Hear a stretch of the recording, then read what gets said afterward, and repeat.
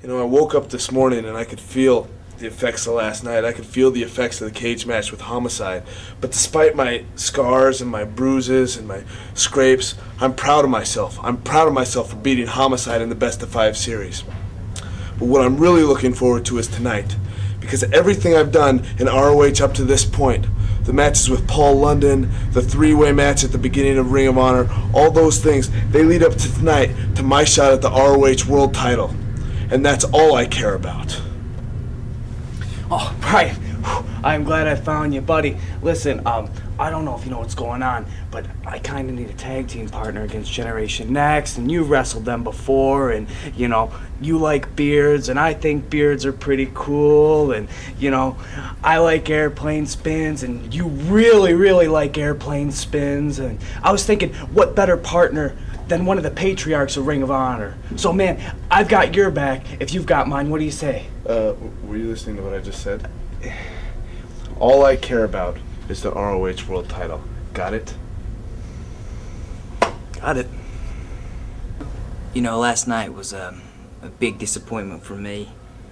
And, you know, a man could be measured in a lot of ways after a loss like I had last night. You know, I can wallow in my own self-pity and fade away, or I can get back on my horse. And James Gibson chooses to get back on his horse. He chooses to accept this match with B.J. Whitmer, one half of the ROH World Tag Team Champion. And I damn sure choose to pursue my goal, to become a champion, whether it be ROH World, Pure, or Tag Team. I'm on a mission. I will not be denied what's mine. I don't care which one it is, I need to be a champion. And I'm coming for everybody. So if you're a champ, get ready, because everybody's on that list. Oh, my God, James Gibson, I'm glad I found you. Listen, man, I'm sorry about what happened in Boston, me costing you that 5 minutes with Aries, but I kind of need a tag team partner against Generation Next tonight, and I was thinking, you know, you like Bud Light, and I like Bud Light, and you like John Deere tractors, and I think those are okay. What do you say, man? Do you mind teaming up with me? You gotta be kidding me. After that crap you pulled in Boston, you're out of your mind, kid. This is getting ridiculous.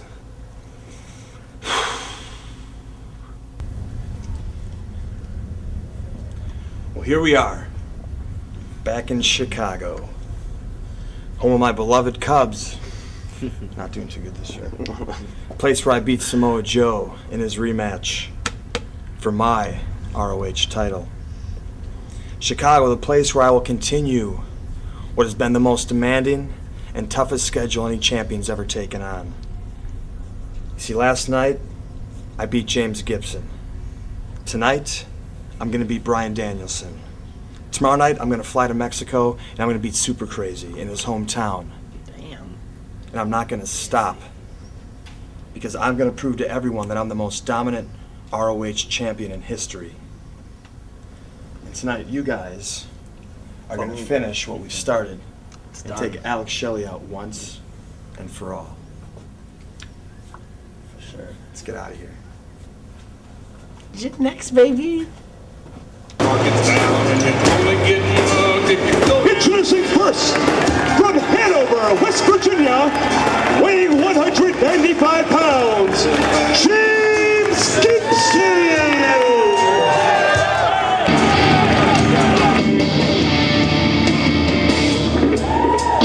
Weighing 240 pounds, he is the co-holder of the Ring of Honor Tag Team Championship, B.J. Whitmer!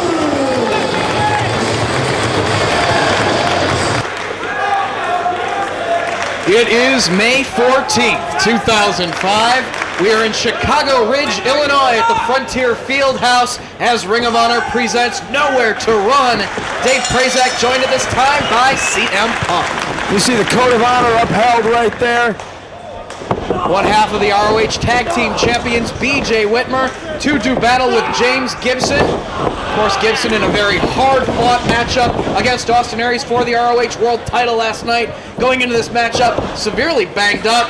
He really worked over the arm of James Gibson during that contest. And he certainly has his hands full with Whitmer. Oh, you see his arm taped up. You know, after I get done with Jimmy Rave in the cage tonight, his entire body's going to be taped up like that. He's going to look much like Prince Karis. Prince Karis, the mummy? The mummy. Out to the floor comes Whitmer. Man, somebody is just going to die tonight. It's going to be great, Dave. Well, there will be nowhere to run, and there will be no outside interference. The embassy will be kept on the ringside floor, as there will be one-on-one between you two inside the cage. Right now, Gibson ramming the leg of B.J. Whitmer into the ring post.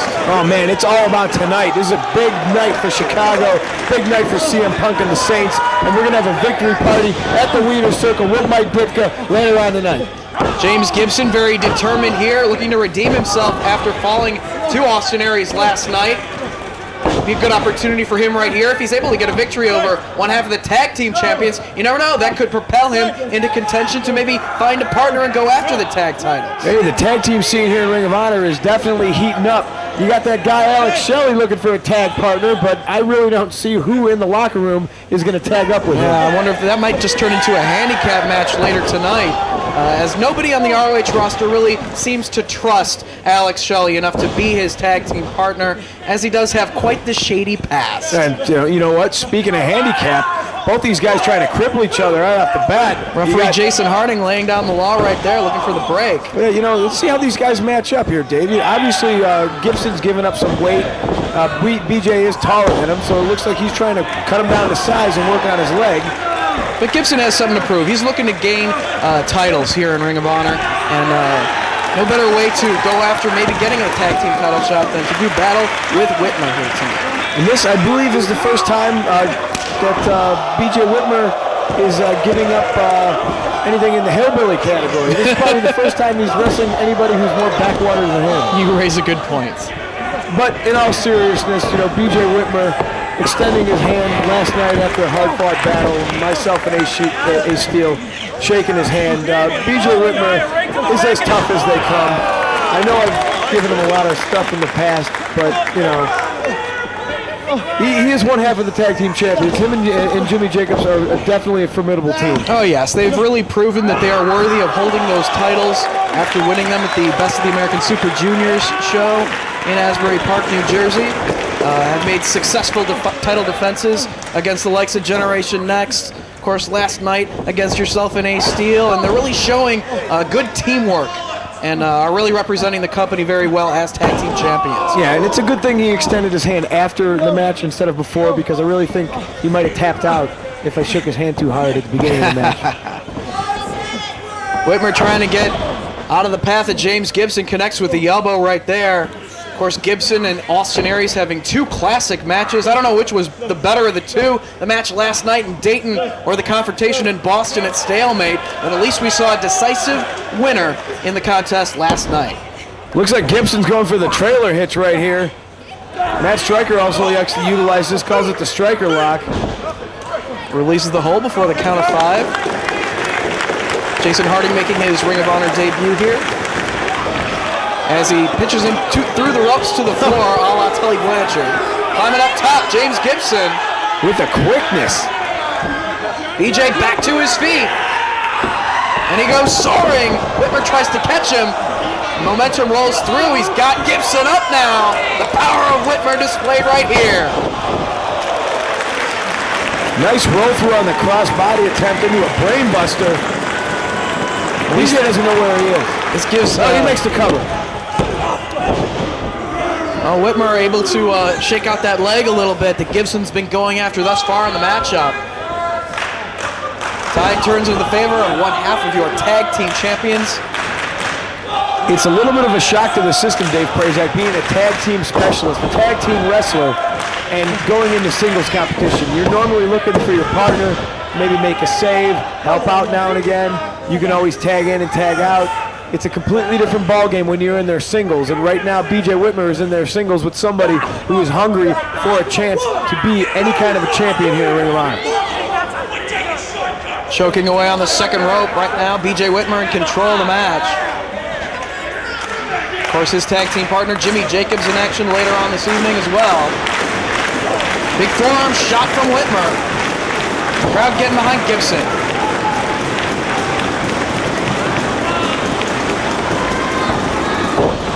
Snapmares him over, looking to wear the man down.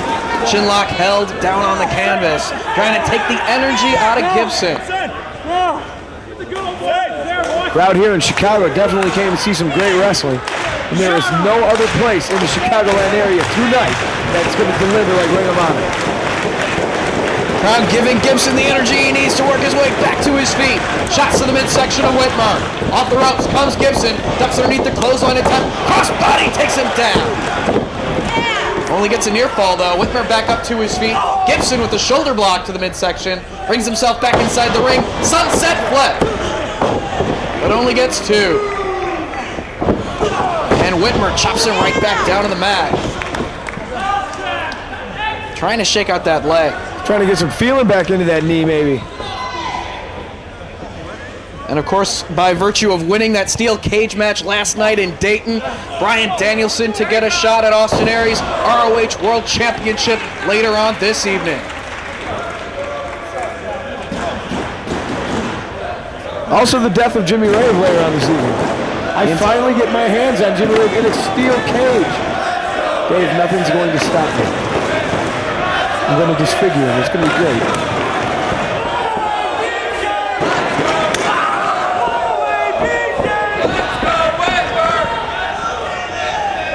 Whitmer hitting hard right there. Some solid chops. And again, choking Gibson out on the second rope. Doing whatever he can to wear the man down here in your opening contest.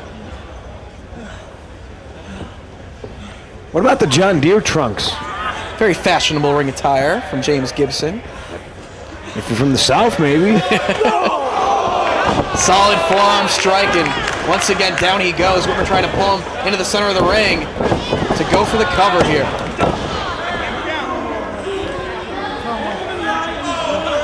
Saying that James Gibson does pull off a victory here, who do you think he's going to pick as a tag team partner to possibly go after the straps? Well, you never know. I mean, he has had an alliance with Spanky as of late. That could be one man that he could be looking for as a tag team partner.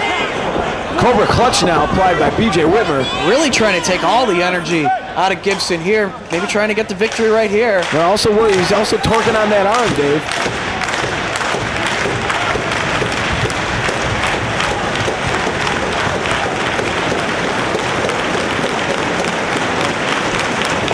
Great atmosphere here in Chicago as James Gibson fights to his feet, uses his own momentum and smashes BJ Whitmer's face into that turnbuckle. Whitmer trying to stay on his feet. Gibson pulling himself back up in the corner, gets the elbow up right into the jaw of Whitmer. Comes charging once again, this time meets both boots in the corner and goes to the eyes. Whatever it takes. Clubbing down across the back now. Another forearm strike. Whitmer just going to town on Gibson. Hits the ropes. And Gibson connects with the drop kick.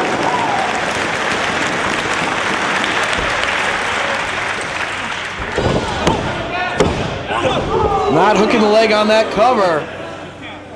Only gets 2.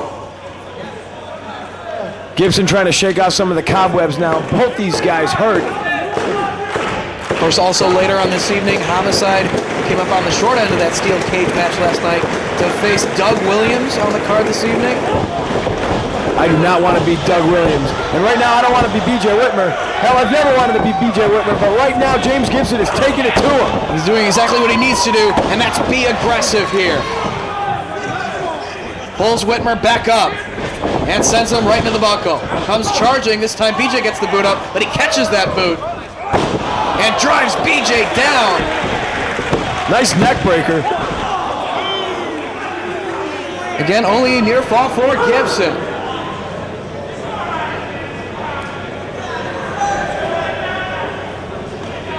You gotta wonder how hurt that arm is. He does have a tape, but will he be able to apply his choke finisher? Or could he get the Tiger Driver right there?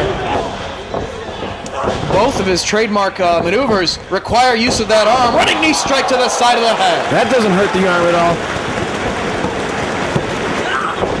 Whitmer hanging in there, kicking out. The adrenaline really pumping through the body of James Gibson. Nice suplex. James Gibson going all the way to the top for the second time in this match. Big leg drop.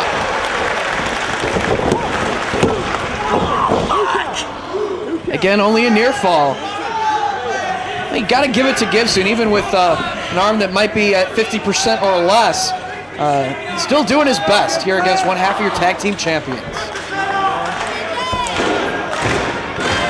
Well, if anybody feeds off a crowd in Ring of Honor, it's James Gibson. I mean, you saw the emotional response that he got from Dayton when he debuted against Spanky.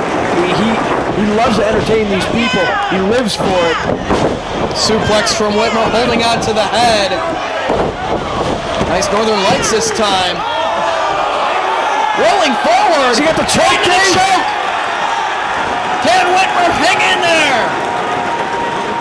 Reaches the ropes to force a break. Out of nowhere in a position I can't believe he got the choke out of that.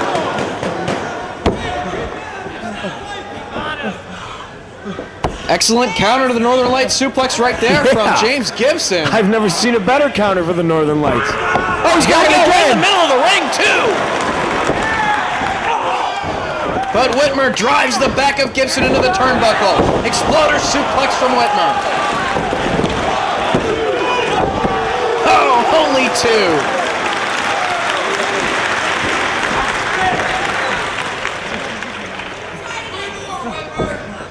BJ now trying to pick him back up. He's got to attempt that trapped arm exploder. Here we He's go. going for it. Wrist clutch. Gibson trying to fight out of it. Rolls him up. Nice rolling prod hold. Only a near fall for Gibson. Able to counter out of the wrist clutch exploder attempt. Takes him down with the clothesline. Forces the man to the mat. Can't keep his shoulders down. Gibson's a very determined athlete.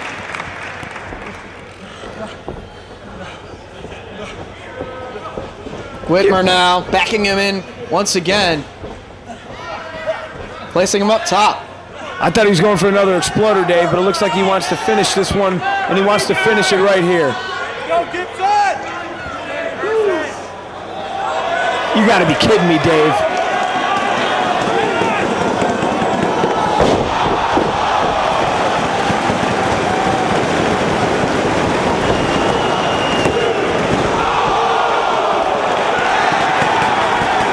And Whitmer taps.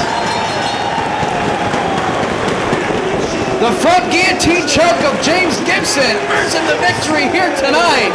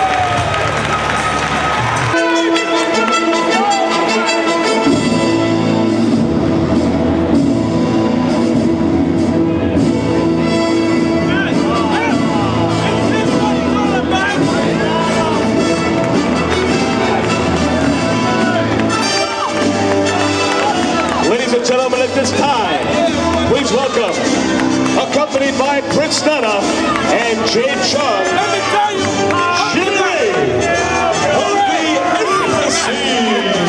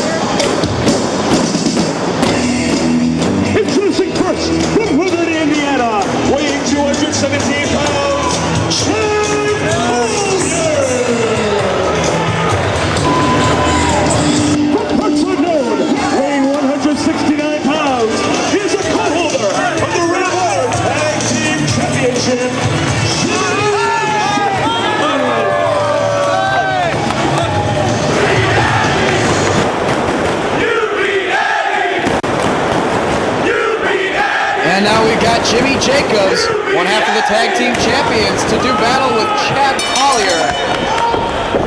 We've already seen one half of the tag team champions fall in singles competition tonight. We'll see how Jimmy Jacobs fares. I can't even let Prince Nana coming out here and running down the great Chicago fan ruin my mood right now.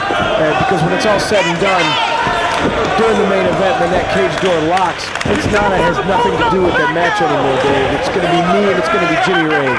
There's going to be no more gang situation with the embassy interfering, distracting either you or the official in the matchup. It will be one-on-one inside the steel cage. I mean, what's Nana going to do, climb over the cage? He's never done a hard day's work in his life. And I can't see Wang Chung climbing over the cage either. No, it's Jade Chung. Jade Chung. Jade. That doesn't matter. Chad Collier holding on to the arm of Jimmy Jacobs. Can't keep track of all these valets in the wrestling business. And you don't really pay any attention to them, do you? No, not at all. I only know like a handful of them, and I barely talk to them. Both went back to their feet.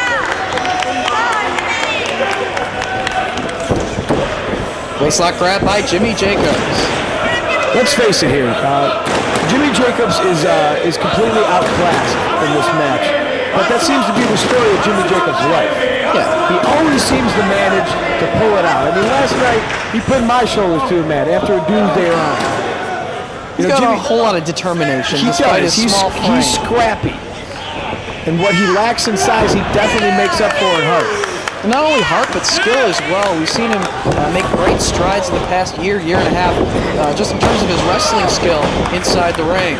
And he certainly has a good test here against one of the best technicians on the ROH roster, Chad Collier. Definitely. Chad Collier is put together. He's lightning quick.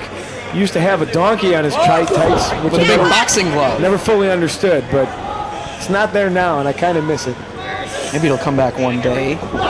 Holding onto the side headlock on Jacobs. Referee Lockport Joe Tippett checking on his condition. Jacobs backs Collier in. Sends him off the ropes. Shoulder tackle. Down goes Jacobs. Collier steps over the body of Jacobs. Leapfrogs from the Hussman. Going for the hip toss, and he gets it. Back to his feet as Collier gets met with the drop kick. Back up once again, right to the arm drag from Jacobs.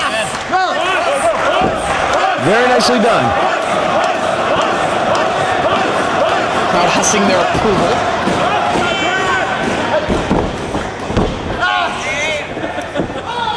Drops the leg down across the arm and goes right back to that arm bar. I'm a little surprised that B.J. Whitmer is not out in the corner of Jimmy Jacobs. I can understand Jimmy not being out for B.J.'s match. He had a match to prepare for. I could imagine maybe B.J.'s getting tended to in the back. Collier not breaking clean out of the corner and really taking it to Jimmy Jacobs. Well, you know, just like James Gibson had a good opportunity in a match against Whitmer, because if he's able to score the victory against Jimmy Jacobs, you know, that might put Chad Collier into tag team title contention for himself and a partner. Cross body from Jacobs off the second row. Gets a near fall out of it. He got one right before that, too. And just jabbing away at the jaw of Chad Collier, staying on his feet. Jacobs winds up, ducks the attempt, and connects with the chop on Jacobs. Oh, right there, Chad Collier. He'll punch you right in the face. Takes the buckle, does Jacobs, moves out of the way, and Collier collides with the turnbuckle, driving the knees right into the abdominal region.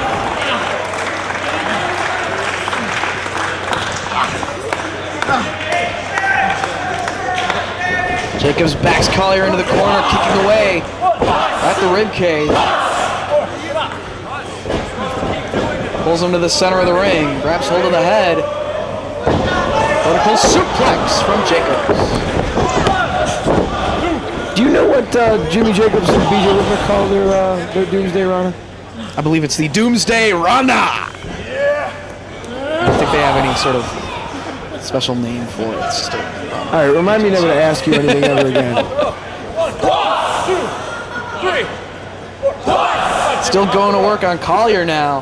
Backed up against the ropes. Referee asking for the break. You know, the odd thing about Collier is I still hear he's petitioning heavily for a Ring of Honor world title shot. and he's never really beaten anybody to earn that. No, back senton after a series of double stomps. Well, if Collier will have it his way, he'll just hand the belts on over to him. Right? Come on, just hand them to me. I'm still scratching my head about Chad Collier sometimes. Jacobs kicks away at the midsection, hits the ropes, gets caught, tilt-a-whirl backbreaker right over the knee. You know what they call that in Mexico? What's that? I don't know, I'm asking you. What do they call that in Mexico? Tilt-a-whirl backbreaker right across the knee.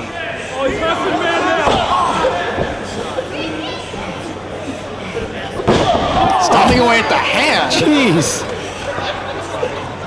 Makes it harder to Huss. Lancing with the body slam. Collier drops the elbow down across the chest. Lateral press. Looking the leg. There we go. He's got to hook the outside leg though, Dave. Jacobs firing away at the midsection. What about that big title match we got coming up? American Dragon, Austin Aries. Never seen that one before. That's a hell of a match, Dave. I got to keep my eyes on that one because obviously it has some bearing on who wins that match. Nice German suplex with a bridge. Beautiful bridge. Yeah, we'll see a continuation of that series between Aries and Danielson later on this evening here in Chicago Ridge. Jacobs setting to the buckle hard. Just holding that back. Collier kicking away at the midsection once again.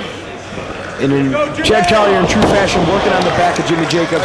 Likes to go for that Texas cloverleaf. Likes to bend the opponent's ankle to make sure it touches the back of their head. He's merciless in there. Jacobs sent in once again. Northern Lights this time. Another beautiful bridge from Collier. Can't put Jacobs away.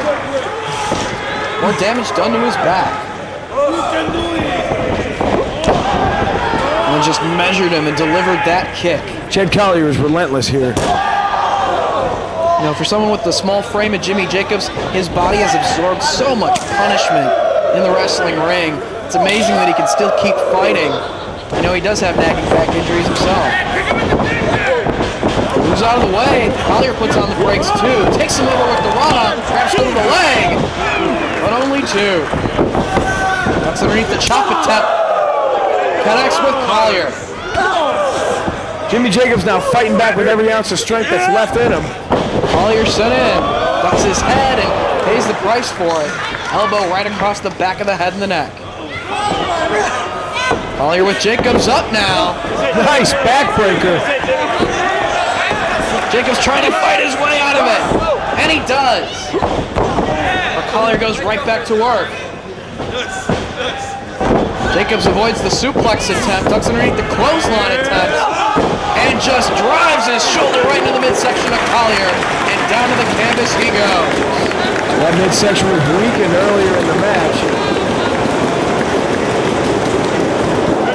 This gives Jacobs a little bit of time to dig down for that extra burst of energy, try to get a second win here. How does Collier look so good? You ever see what he eats? Cookies and ice cream. 24/7. 6 meals a day. It's not healthy. You're telling me. Then just jabbing away, Chad Collier winds up. And down he goes. Chad Collier's on Dream Street. Jacobs off the second, connects with the forearm. Out to the floor goes Collier. Jacobs looking to capitalize. Is he going to fly, Dave? All the way down to the floor here at the Frontier Fieldhouse. High-risk Referee maneuver. surveying the wreckage here. High-risk maneuver pays off. Jimmy Jacobs landed on his back on that a little bit. But Collier definitely got the brunt of it. Collier now thrown back into the ring. Guard getting behind Jacobs as he ascends to the top rope. Come on, Jimmy, get down.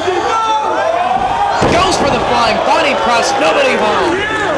Collier looking to take advantage of the situation. Chad Collier's going to the top rope. Don't see that too frequently. And Jimmy Jacobs just drop kicks him right out of midair. I would guess that Chad Collier will never ever attempt to go up the top rope ever again. would be wise on his part. Boot to the gut, maybe looking for the contra code right here. Up, down, left, right, be it, no!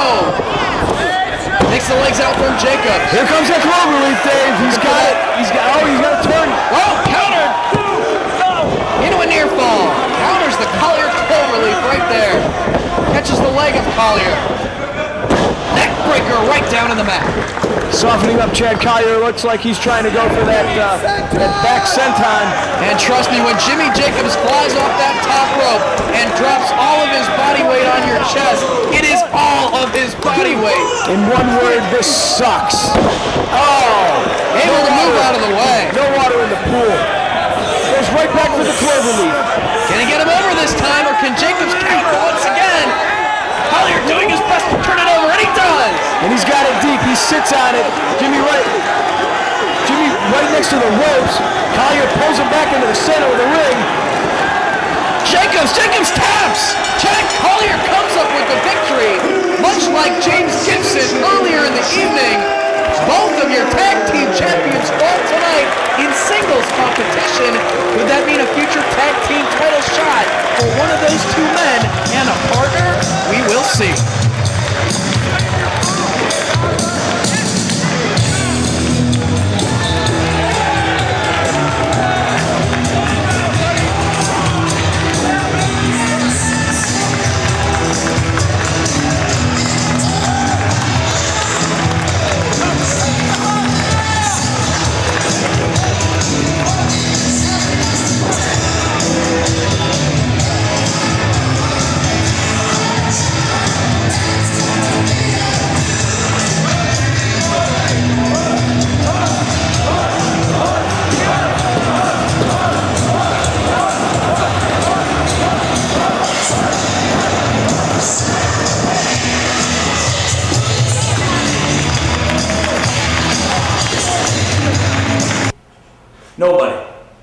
Nobody in the Ring of Honor locker room is going to be my tag team partner tonight. And I can't say I blame them. Because there's something to be said for their side, but there's something to be said for my side too. I've owned up to everything I've done. Jack Evans and Roderick Strong, they're one of the best tag teams in Ring of Honor. But this was a brains behind Generation Next. So I made my bed. I'm gonna have to lie in it. And I'm gonna go it alone tonight, handicap match or not. All right, cut. Thanks, Alex. Good luck tonight. Yeah, I'm gonna need it. This is ridiculous.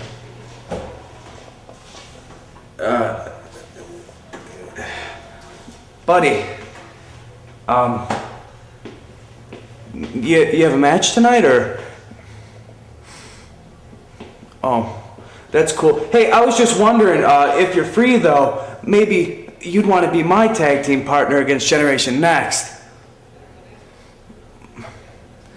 Well, you know, I like the color green, and you like the color green, and like tassels. You know what? How about this? If you want to be my tag team partner, don't respond. I've got me a tag team partner.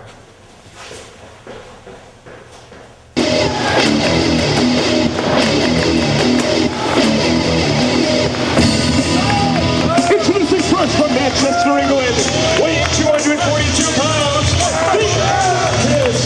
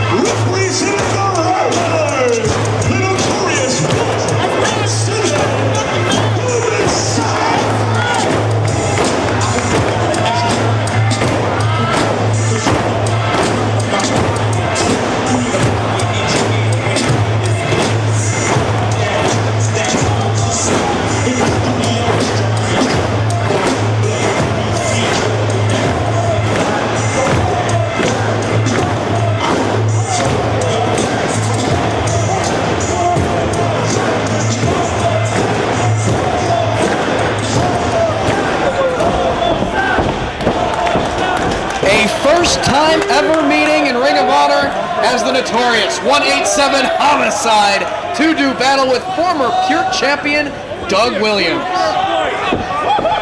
Of course, the current Pure Champion Samoa Joe out of action tonight, nursing those injured ribs at the hands of Low Key. Referee is Todd Sinclair. CM Punk should be an excellent contest. You would like to think, but with Homicide coming off this feud with American Dragon that saw all kinds of stuff. You saw forks, lumberjacks, blood. Homicide's looking to hurt somebody, I think. I mean, he obviously didn't get what he wanted out of that feud, so he might try to take it out of Doug Williams.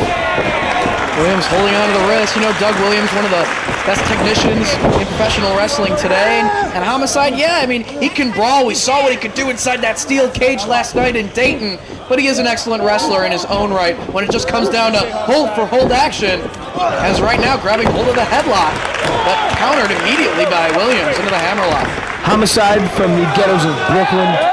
Doug Williams from the ghettos of Manchester. You have ghettos in Manchester? Have you ever been there? No.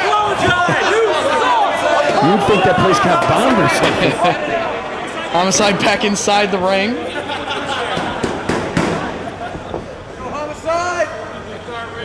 Collar and elbow tie up Williams with the full Nelson. Snapmares him back down to the canvas, grabbing hold of the chin. Doug Williams came into the States to help out his buddy Colt Cabana in a Dream Partner tag match, and right now he'd be a jolly old fella if he could get a win and go back to England to secure future dates for Ring of Honor to get back into title contention. It is an important night for both men. Homicide coming off of that loss inside the cage to Danielson last night. And of course, just as you said, means a lot for Doug Williams and his future here in ROH. Definitely. It's all about momentum here. It's all about title petitions. Doug Williams ties up Homicide's legs on the canvas. He sits up and gets a forearm for his trouble. Just starts smacking him. Firing back though. Homicide's got nowhere to go. Grabs hold of the head and butterflies the arms. Submission predicament right here. Turns it into a butterfly suplex. Homicide quickly backing into the corner and out to the floor once again.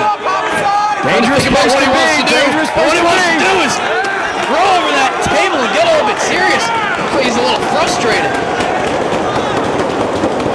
It was last year around this time, Bryan Danielson and Homicide had one hell of a match.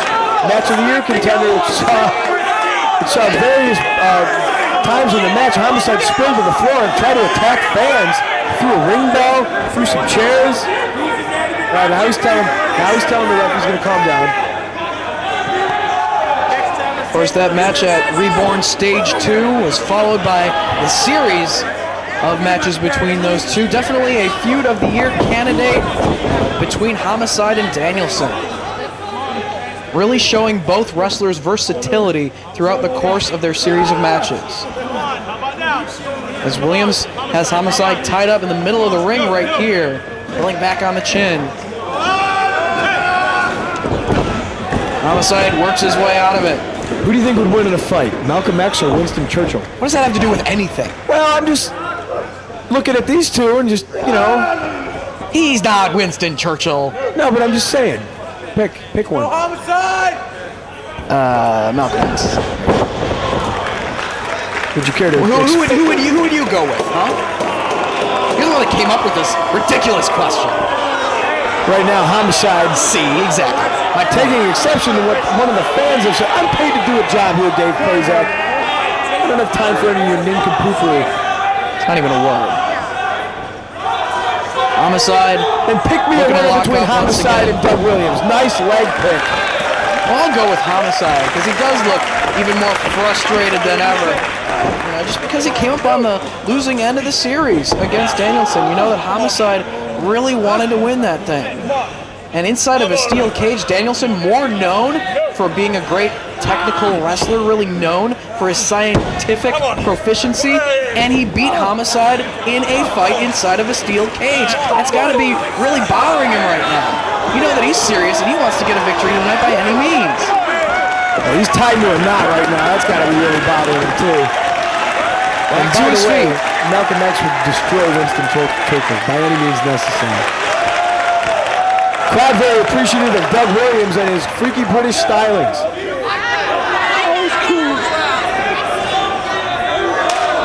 Homicide's like, okay, Greco-Roman knuckle. Do you trust him? Do you trust him, Dougie? I'm going with no on this one. A little hesitant right there. Now, Homicide's just trying to play mind games right now.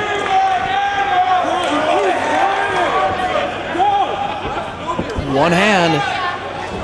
And both boot right to the midsection. Yeah, it looked a little low. Solid chop across the chest of Williams. Sent into the ropes. Beats the elbow from Homicide.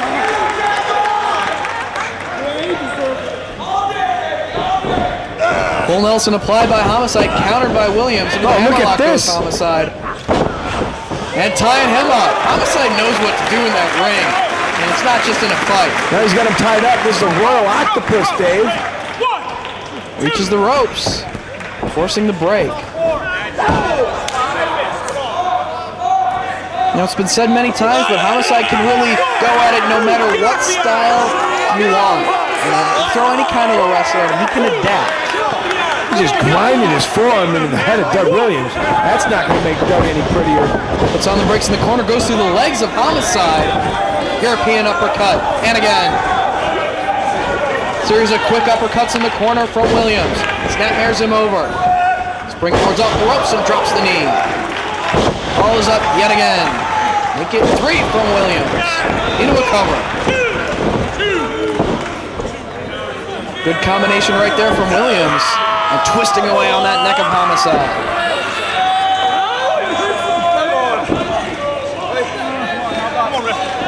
Half Nelson applied now to put more pressure on that neck. Todd Sinclair asking Homicide if he needs to give it up. Not going to get a submission out of Homicide that easily. Stepping through.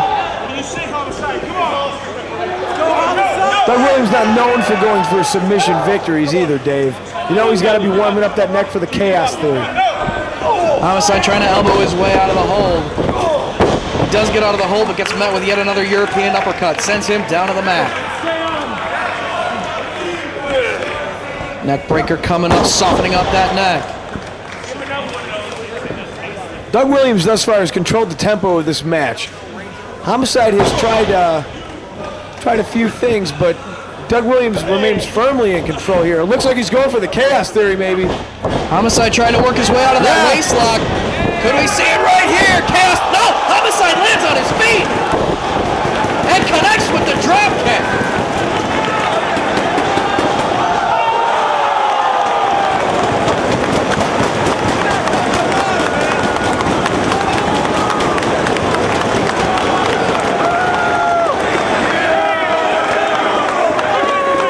And just like that, the tide of this match has turned. Homicide making the most of that situation. Maybe throw Williams off his game a little bit. Oh, definitely. Williams thought he had that Chaos Theory hit. Homicide, like a cat, lands on his feet and hits his Cope Con Hero. And now sent into that steel barricade. And not where you want to be if you're Doug Williams and you're wrestling Homicide. You know, I think Homicide should pass through a metal detector before he's got to come to the ring. You don't know how many ghetto forks he's packing.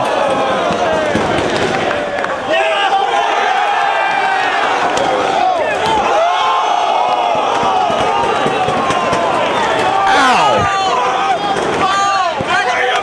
What a key counter right there to Homicide's offense. Suplexes the man on the floor and gets met with a chair to the face. Now Doug's got to go to the dentist. Well, we saw some hold-for-hold wrestling inside the ring. Now it's turning into a fight here on the floor. Homicide taking it back inside. Dave, the obvious joke right there was he always had to go to the dentist because he's British. But you didn't bite. Knee to the back of Doug Williams.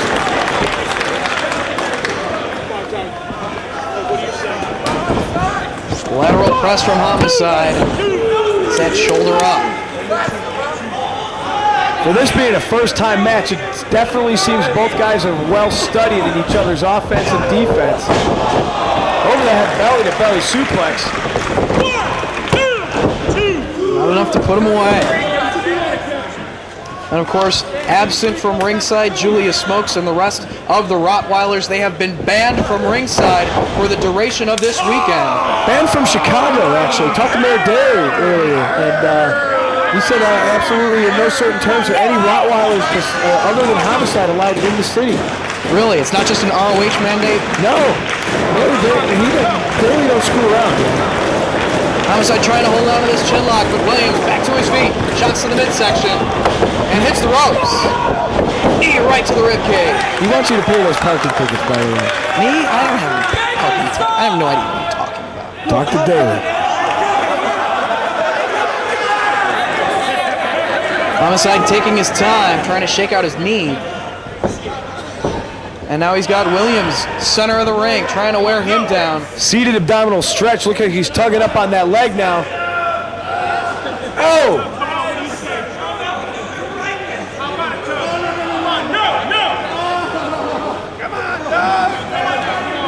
Referee checking to see if he needs to give it up here.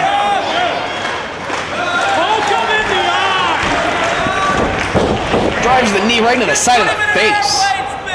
This crowd's starting to get behind Doug Williams. Back chop.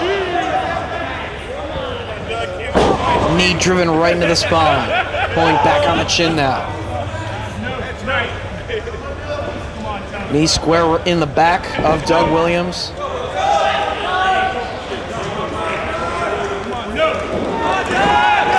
Williams reaches up.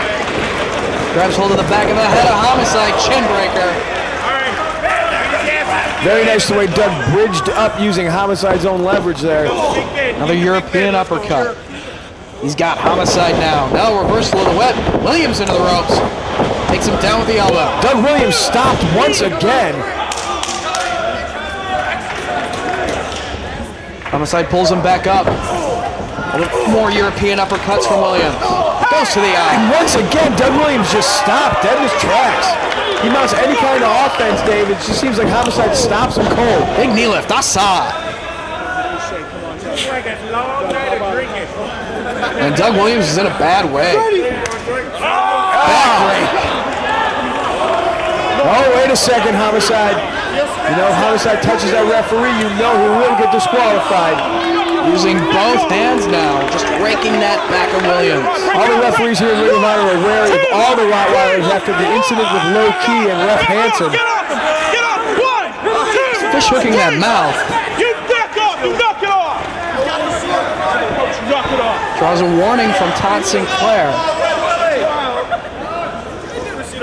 Measures him for the chop right across the chest. And again. Homicide in command of the matchup. Sends Williams into the buckle. Comes charging right to the elbow. Gets the boot up this time. Second turnbuckle on the inside. Homicide swats him out of midair. Out of right on his head. That could be it. No, Williams gets his shoulder up.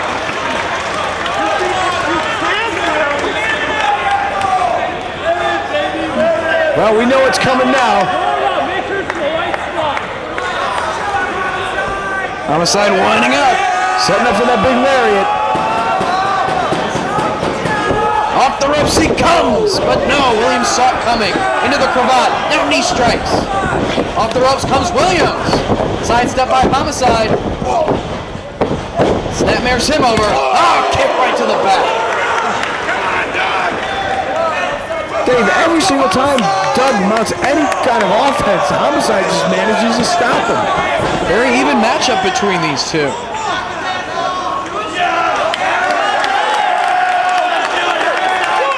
Gut-wrench suplex off the second rope. Can't follow up with an immediate cover though. A lot has been taken out of Williams thus far. Finally does. But those few seconds could have cost him the victory right there. Doug Williams does not want to get on a plane tomorrow morning to go back to England and lose it. Both men back up. Williams comes charging. High knee in the corner. Off the ropes. Another high knee. It's got Homicide down in the center of the ring. Doug finally scores with two knees after various attempts to throw knees earlier. Going up top. He's known to do that knee off the top. Homicide saw it coming, moved out of the way. Roll up. Only a near fall right there. Takes the legs out for Homicide. Folding press. Only 2. Both men back up once again. Block. Going for the ace crusher. And hits one of his own. Doug Williams not known for hitting an ace crusher, but definitely known for the bomb scare. And he connects. That could be it right here, Dave. 1, 2. No, Homicide kicks out. He's determined to get a victory here in Chicago, coming on the heels of that cage match last night. Scoop and a slam. Doug Williams ascending the top rope once again. Can we see a second? No, Homicide back to his feet. Up to the second rope he goes. What could Homicide have in mind? Williams getting a few shots in. Rakes away at the eyes. Homicide now. Ace crusher off the ropes. Off comes the elbow pad. Looking for that lariat once again.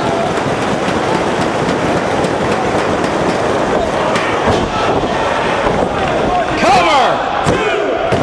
No, he gets his shoulder up. Williams barely escaping the lariat of Homicide. Can't put him away.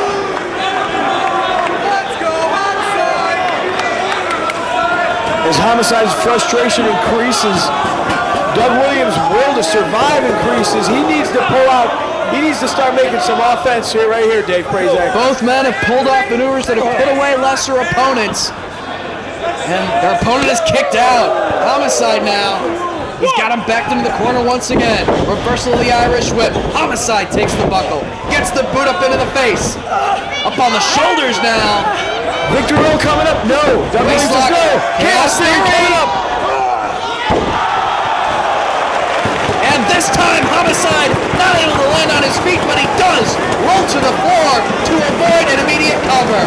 Look at Doug holding his neck. Homicide's been working on that neck. I mean, you saw him hit that pile driver earlier. Doug wasn't moving for a good couple seconds there.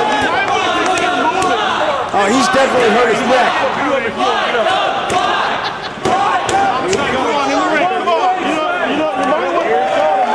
Homicide still down on the floor. What could Williams be thinking?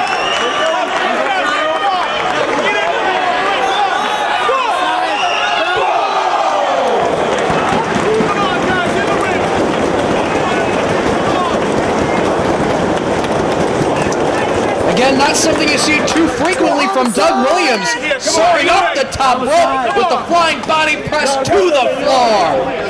Bad neck and all. Doug Williams coming off that top rope.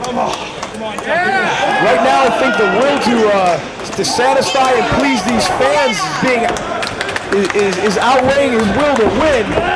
Butterflying the arms of Homicide. Down to his knee, goes to block. Tiger suplex with a bridge. If Doug can't hold that bridge. No, that neck, you can't put the pressure on it to keep that bridge. Pulling Homicide back up. Going for it again? No. Homicide with the boot to the midsection. Hits an exploder on that neck. And Doug's in a bad way here, Dave. Homicide is determined to finish him off right here.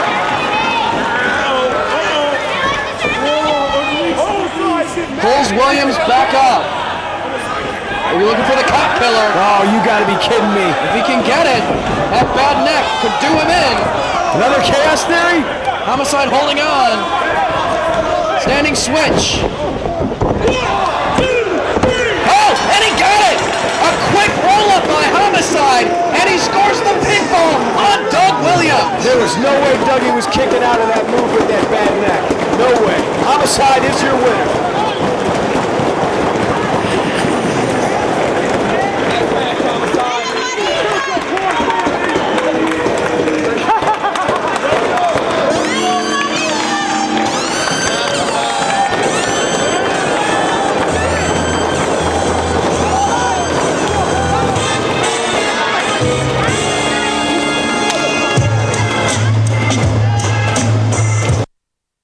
We now have an update on Jay Lethal. The former Pure Champion's neck was seriously injured at Manhattan Mayhem by Loki and Homicide of the Rottweilers.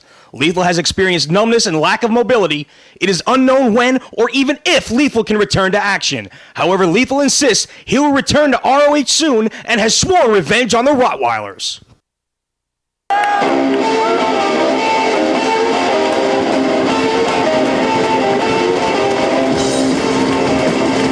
Introducing first, the number one, from Southwest Michigan, weighing 199 pounds, Alex Shelley.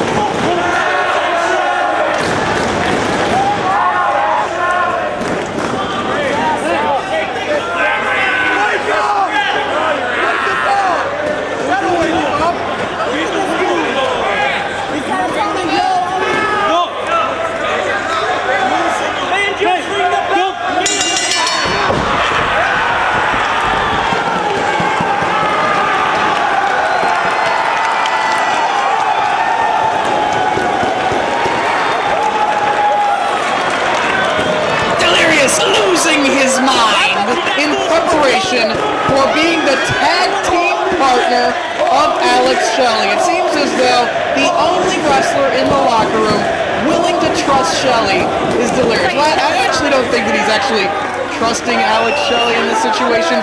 I think that Shelley more took advantage of just how simple Delirious is and how generally confused he is about life itself. No matter, Dave. We're on a roll, you and I, just like Alex Shelley's on a roll, trying to roll right through Generation Next, the faction that he started and was kicked out of at Final Battle. And yeah, he's got Delirious as his tag team partner. Alex Shelley, Delirious against Roderick Strong, and Jack Evans, and Mr. Dick is your referee. Mr. Duke, what did I say? Not that. Alex Shelley holding onto the wrist lock on Roderick Strong. Strong maneuvers his way into wrist lock. These two did battle last night in Dayton. Singles matchup. Shelley came up on the winning end. Takes out the leg from Roderick. Quickly countered. You know, being former tag team partners, they know each other very well right here. Very well. Roderick reaches ropes and just cocking a loogie in the general direction of Roderick Strong. And Roderick Strong spits right back. This is how diseases start. You spit at each other, somebody sleeps with a chimpanzee, next thing you know, AIDS. Big tag, in comes Jack Evans. Of course, you saw earlier that our Generation Next, when the last time we were, I don't think it was the last time we were in Chicago, but he missed the entire, actually Alex Shelley missed the entire month of March after Generation Next hurt his arm.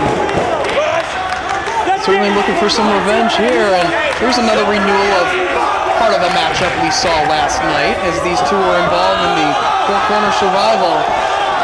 Seriously, who's got the higher IQ in this one? Anybody's ballgame.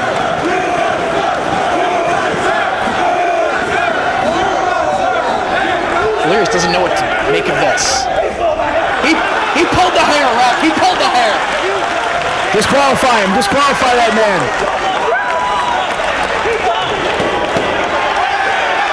Look at, he's asking the crowd. Delirious has been watching way too much Memphis lately. He's a very confused individual. And no, he does not have a lizard face. Takes out the leg of Jack Evans. Going to work on it.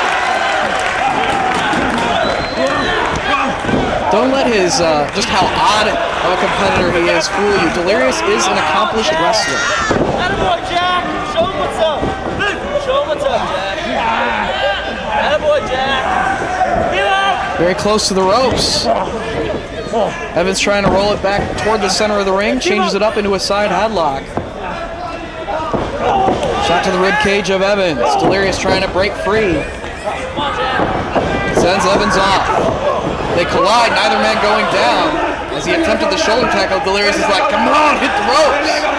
Try it again. Now just kicking him in the side. Off comes Delirious. Takes him over with the shoulder tackle. Leapfrog from Evans.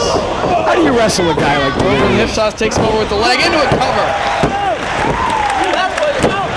Evans counters.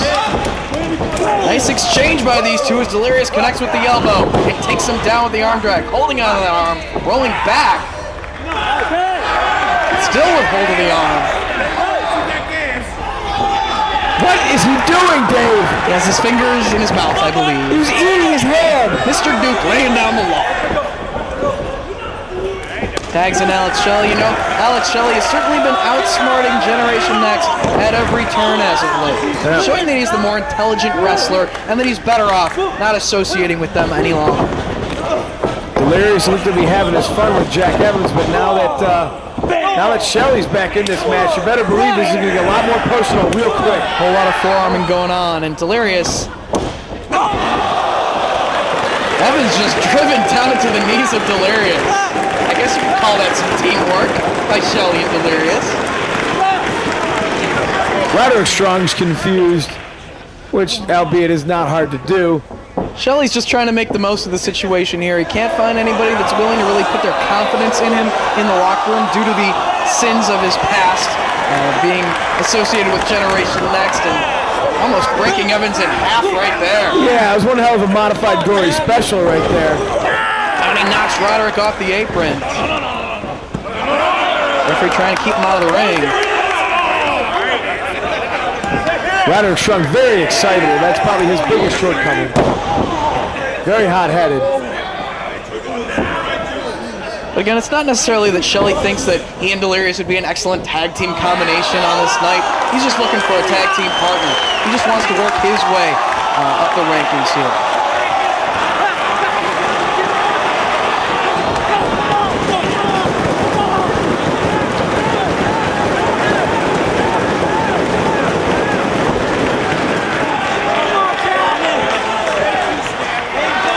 Now I've seen Alex Shelley twist Jack Evans in so many different holds, and their body isn't supposed to bend that way.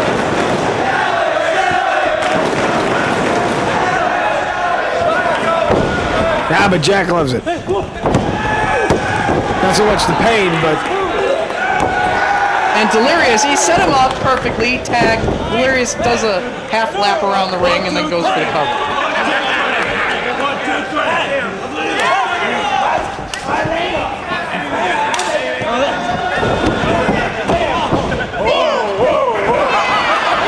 Delirious trying to antagonize Roderick Strong back into the match. Are we really surprised that this is the only guy that would tag with Alex Shelley? Not really. It's probably the one guy that Alex Shelley didn't double cross when he was the leader of Generation Next. Banana phone. Banana phone cradle. Only gets a near fall. What the hell's a banana phone? He said ring, ring, ring, banana phone.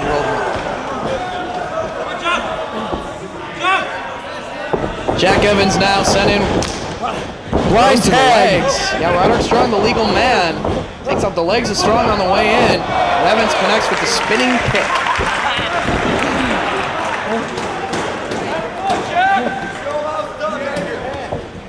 Forearm shot from Roderick. Delirious just draped over the ropes. Another chop right across his chest. Delirious sent in. Picture perfect drop kick. Very nicely done by Roderick Strong.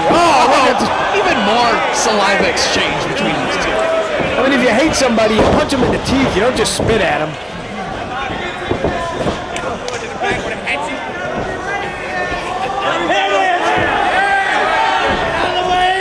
Chicago ain't worth it. Well, the double stomp down across the chest of Delirious. A little bit of showboating by Jack Evans. And Jack Evans threw a kick like he learned it from Billy Blanks doing Tybo. Shelley diving in the ring to save his partner. Possible loss right there. And just shoves Jack Evans. Kicking away at Delirious.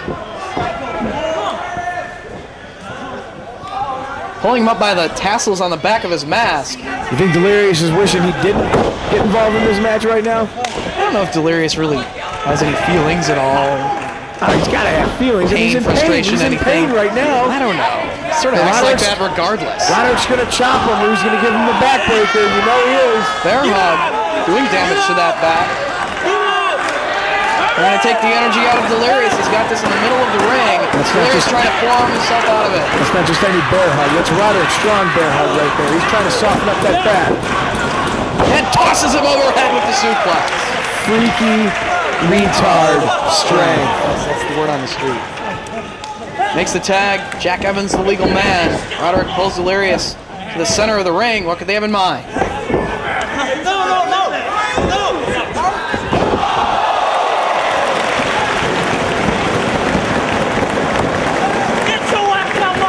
We see just why Generation X is such a dynamic tag team force here in Ring of Honor.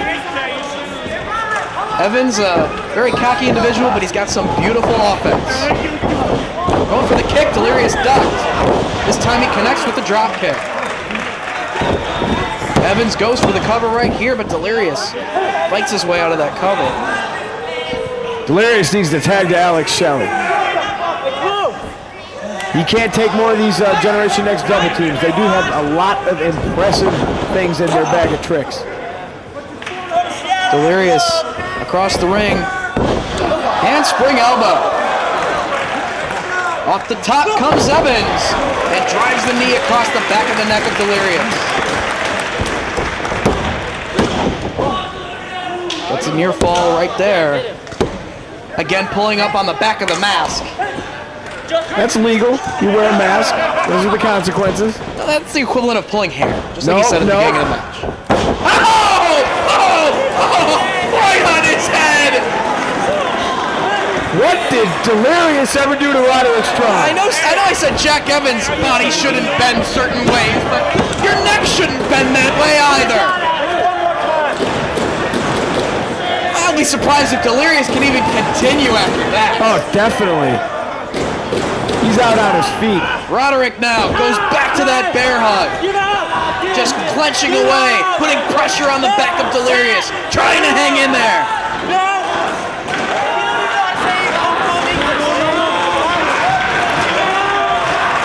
Maybe Delirious has naked pictures of Roderick Strong's mom. Headbutts now from Delirious. Trying to work his way out of this. Frees himself from the bear hug, but he slumps down to the canvas. Roderick's out on his feet. Bam! Leaping lariat from Delirious. Delirious crawling to the wrong corner, though. Needs to make the tag. I know he's a little confused in general, but yeah, Alex Shelley is his partner. He tags Shelley. Waistlock grab by Roderick Strong. The legal man is Jack Evans. Connects with the knee. Shelley set into the corner. Goes for that handspring elbow once again. Moves out of the way. And connects with the running knee strikes on both of his opponents. Leapfrog into the arm drag. Alex Shelley taking out both of his former partners at once, all by himself.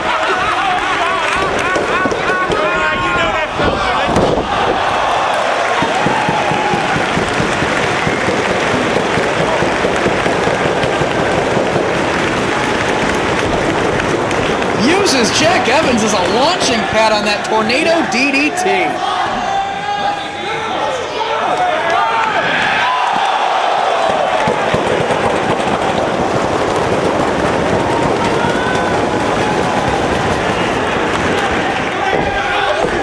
Shelley going for the suplex. Evans trying to block. Shots to the rib cage. Fisherman Buster.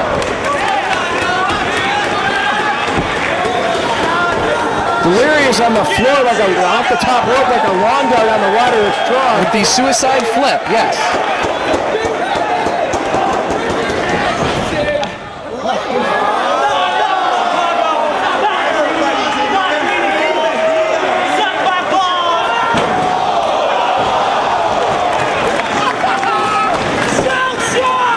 Shelley looking for shell shock.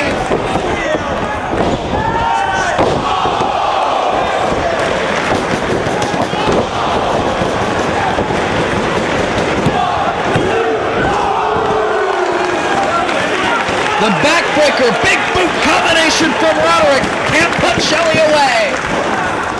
Looking to follow up. Shelley maneuvers his way out of that predicament. Delirious back in, ducks the clothesline, connects with forearm strikes on Roderick Strong. More headbutts. Knee to the midsection. Reversal of the whip, Delirious takes the buckle. Roderick comes charging into the boots from Delirious. And a running drop kick to the back. Sends him face first into the second turnbuckle. And Delirious now. Panic attack. The running knee strike in the corner. Maybe looking for shadows over hell. The backsplash off the top rope. Can he hit it? Delirious goes for it. Oh, but right across the knee. Roderick saw it coming. And this match is just getting me hyped for later on what I'm going to do to Jimmy Rave. Cross body off of the shoulders of Roderick Strong. So very close right there. More excellent double team maneuvers from Generation Next.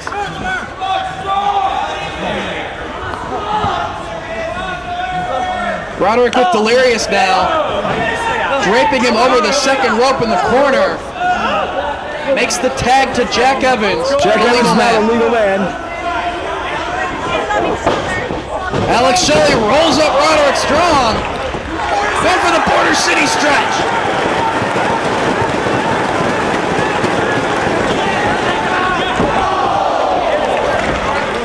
But breaks it up. Saving his partner right there.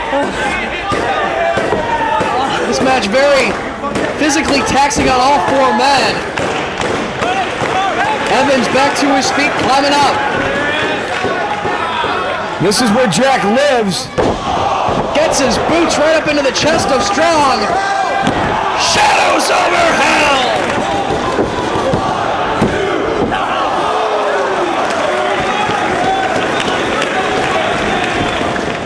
Roderick with Shelley. Right across the knees. Out to the floor goes Shelley. Delirious now with Strong. Sends him into the corner. Delirious comes charging. Elevated. Staying on the apron though. Blocks the attempt. Headbutt from Delirious. Going for the shoulder block but gets kicked by Strong. Again setting him up on that second rope.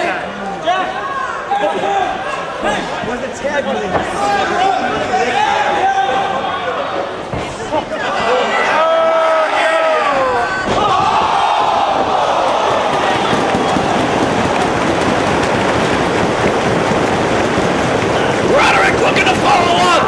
More devastation to that back.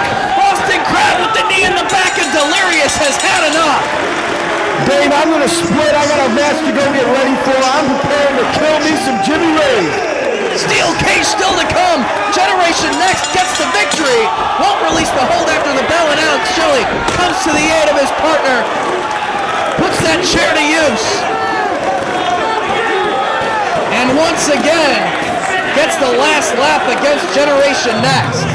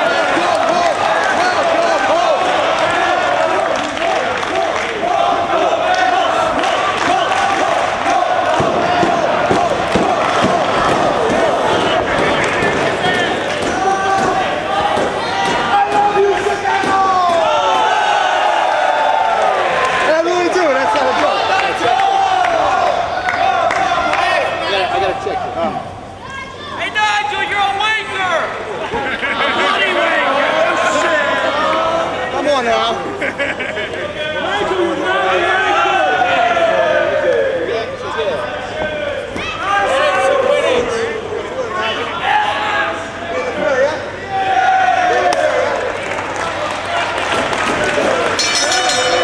The rivalry continues tonight, singles style, coming on the heels of that Dream Partner tag team matchup last night in Dayton as Colt Cabana to lock up with Nigel McGuinness once again. At this time, joining me on commentary, Jimmy Bauer. Always an entertaining matchup when these two get in the ring. No doubt about that, Dave Prazak, and you hear this Chicago crowd. I was watching the first half of the show in the bleachers. What an atmosphere here. You have to be here live to experience something like this. And it's just going to get better as the night goes on and even more violent as still to come CM Punk and Jimmy Rave inside of the steel cage. Punk stormed past me in between matches as I was coming to the broadcast booth. He is definitely on a warpath, and I'm glad I'm not Jimmy Rave tonight. Nigel quickly working his way out of the front chancery, grabbing one of his own on Colt Cabana. Quite a rivalry between these two developing. And Cabana having a little bit of fun at Nigel's expense, as we've seen quite frequently in their series thus far. Last week in Manhattan, Nigel McGuinness defeated Colt Cabana with, well, what Nigel claims was an accidental low blow. It looked that way. Colt Cabana believing otherwise. And of course, the Dream Partner tag team match last night. Last time here in Chicago, these two were a tag team managed by Bobby the Brain Heenan against Dan Moff and BJ Whitmer, managed by Jim Cornette. They've been a formidable tag team, teaming with one another, but they almost bring out the best in each other as opponents as well. As right now, Nigel McGuinness with the headlock on Cabana turns it around into a wrist lock. It's definitely been a game of one-upmanship between these two. Nigel, a master of the European style of wrestling, but Colt Cabana has really added that style to his repertoire as of late, spending much of 2004 wrestling overseas. And right there, using some of Nigel's own tricks against him.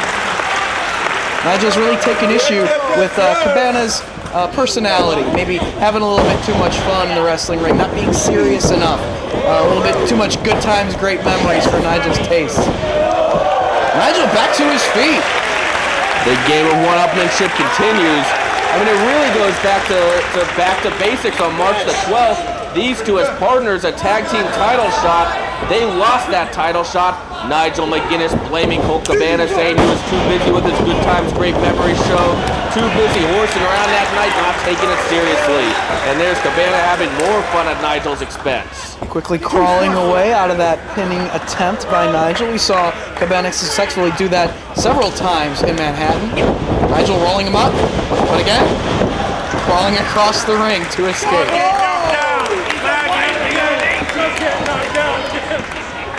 Nigel's been putting that arm submission to use as of late. Could see him go to work on the arm of Cabana in this matchup. You know, I've been thinking about it, Dave, and last week at Manhattan Mayhem, I mean, that was definitely an accidental low blow. Well, at least that's my opinion. Cabana doesn't feel that way. Cabana crawling away once again. Frustrating McGuinness. He's been very effective using that technique in their previous matches. McGuinness unable to counter it, and Cabana once again making a mockery of McGuinness. Well, he's just getting angry at this point. Because not only is he getting out-wrestled by Cabana, but he's getting almost embarrassed by Cabana. It's just to make him even more determined right here. Going for the cover right away, Cabana gets his shoulder up. Got the legs tied up.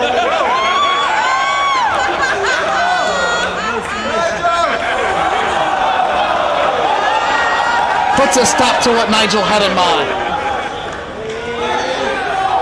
Forearm strike from Nigel. Still with the legs of Cabana tied up in the center of the ring.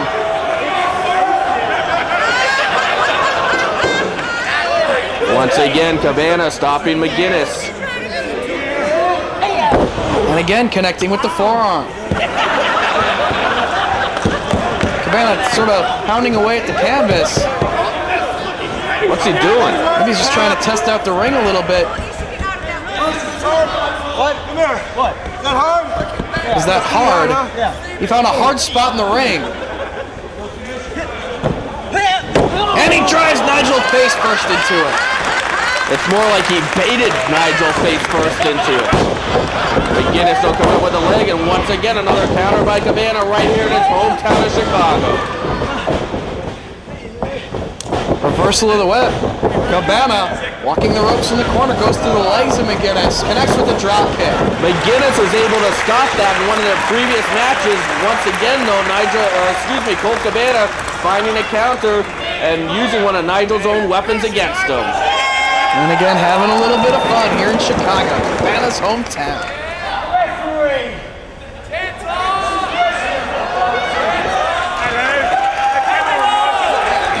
Chicago Ridge certainly behind the Second City Saints through and through.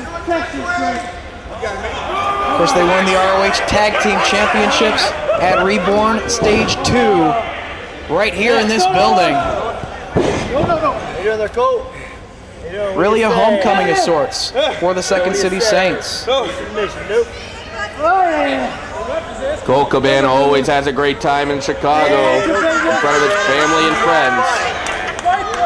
Works his way back to a standing position, kicks away one hand of the knuckle lock, and drives him down, arm first to the canvas with the wrist lock. The offensive assault on the arm of Colt Cabana begins, a favorite of Nigel McGinnis. Come on now. McGinnis getting aggressive there. Again, back to that top wrist lock, takes him over with it, still holding onto the arm. And does it once again. Back to a standing position, takes him over a third time.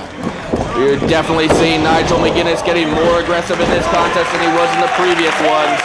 Well, in the previous ones, we've seen Nigel attempt to go for a lot of pinning combinations, and he tried that in the early few moments of this match as well, but Cabana always able to crawl out of the way, get his shoulder up off the canvas, and move away from his opponent. Nigel's very smart to go after a submission victory and work on that arm of Cabana. No. Dave, our producer, he's in my earpiece right now, and he's telling me that the pure champion, Samoa Joe, he's going to join us at the beginning of the next match, the title match between Bryan Danielson and Austin Aries. Well, Samoa Joe on the shelf with that rib injury at the hands of Low Ki. At least he's not able to wrestle tonight. At least he can add some insight here at the broadcast table. Nigel with the cover. Cabana gets his shoulder up.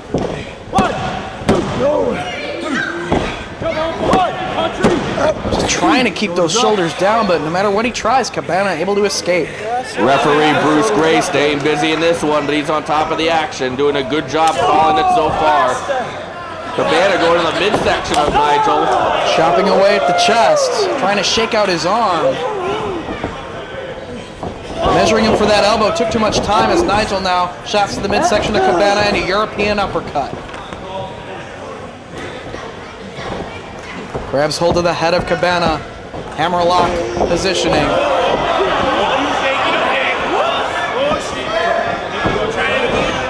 Trying to put more pressure on the hold, brings Cabana down to his knees, still holding on to that hammerlock. Referee Bruce Gray checking on Cabana, but out of his line of vision. Whoa! Nigel using the ropes for added leverage. Referee didn't see that. I've never seen McGinnis use those kind of tactics before. And again, using the ropes for leverage.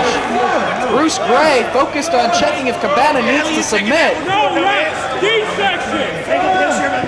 That is definitely unexpected from Nigel McGinnis. Hey, off the head, Nigel. Still with the arm in hammerlock position as they work back to their feet. Real quick, Dave, we have to pay the bills. ROHWrestling.com, 215-781-2500. Much more than Ring of Honor merchandise. We have WWE DVDs, lots of groups, lots of DVDs from independent promotions such as IWC, FIP, BCW, just to name a few. Wrestling figures, Japanese merchandise, lots more, straight shooting series, the best shooting reviews anywhere. Big lariat from Nigel as the second rope sort of saved him right there. And gets another near fall on Cabana. The Secrets of the Ring series, learn everything that every aspiring wrestler needs to know. ROHWrestling.com, 215-781-2500. Check out Straight Shooting with Raven and Sammy and Straight Shooting with Bobby Heenan into the action. 2 count. Backslide attempt doesn't pay off. Looking to roll up McGinnis. And again a near fall. Cabana with some quick pinfall attempts here. Sends Nigel in. Goes for the drop kick, but he catches the legs and takes Nigel over with the body scissors. And another near fall. Great athleticism from Cabana there. Shoves Nigel off. Shoulder tackle, bowls over Cabana. Nigel steps over his body off the ropes. Leapfrog from Cabana. And again, they connect, and that looked like an accidental low blow right there by Cabana as his legs sort of went a little bit low on McGinnis. Was it accidental? Well, he shoulder tackled him down to the canvas. Yeah, It didn't look to be intentional at all. Yeah, I got to agree with you there, Dave. It definitely wasn't intentional. McGinnis, though, rolling right to the ropes. He's in a lot of pain. He's trying to get his bearings back, shoving off Cabana. He is not ready to compete right now.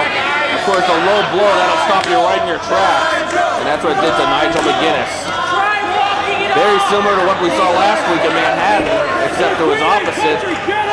Well, we're seeing it's clear that it wasn't intentional. He's given him some time. Time to regroup a little bit. Well, that's good sportsmanship right there by Cabana. He's definitely giving Nigel some space, helping him up. Yeah, if it was intentional, he'd stay on it.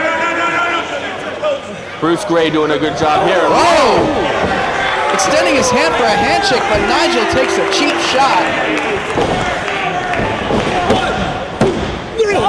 Oh, Cabana rolls his shoulder off. That's a really, really hard headbutt there. And it looks like he's been busted open from that headbutt. Very aggressive from Nigel McGinnis. Well, Nigel taking issue with that accidental low blow and just slapping him across the face. Wow.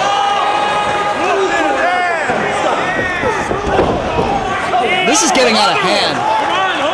Dave, this is really getting intense in there.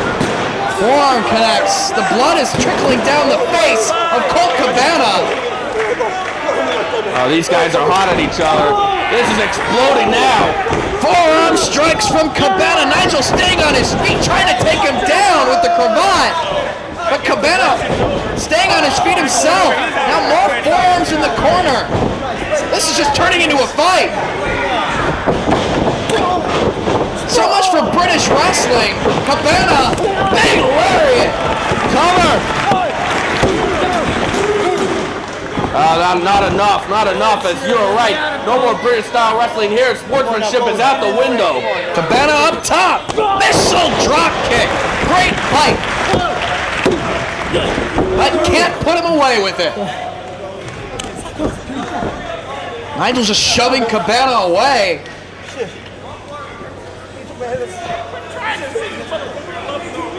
Cabana still just realizing how that headbutt just busted him wide open. And now we're seeing more aggression, more anger between these two. You know, in the past, in their series of matches, it wasn't really about anger at one another. It was sort of just a rivalry. Nigel is exploding on Cabana there. But now it's getting personal. Shoulder tackle. They knock heads once again, and that was an intentional low blow by McGinnis. And he got the pin. That was intentional. There was nothing accidental about that one. He thought about that, and he went through with it. A cheap win for McGinnis.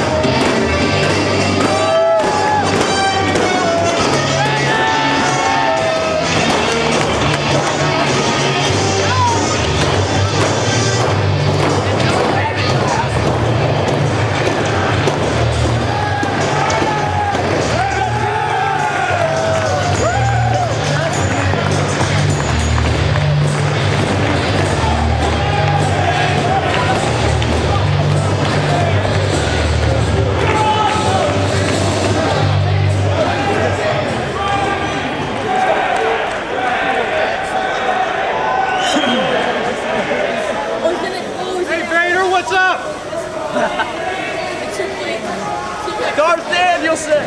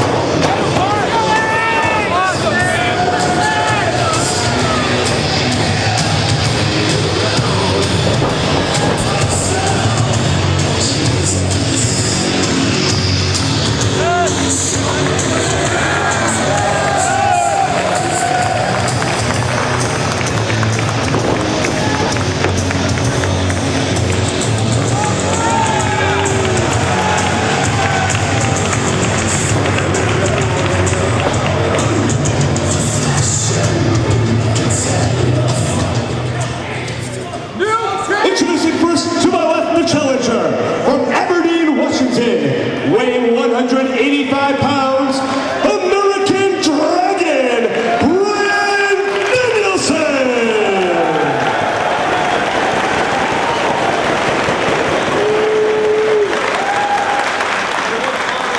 To my right, from Milwaukee, Wisconsin, weighing 202 pounds, representing Generation Next, he's your Ring of Honor World Champion, Austin Aries.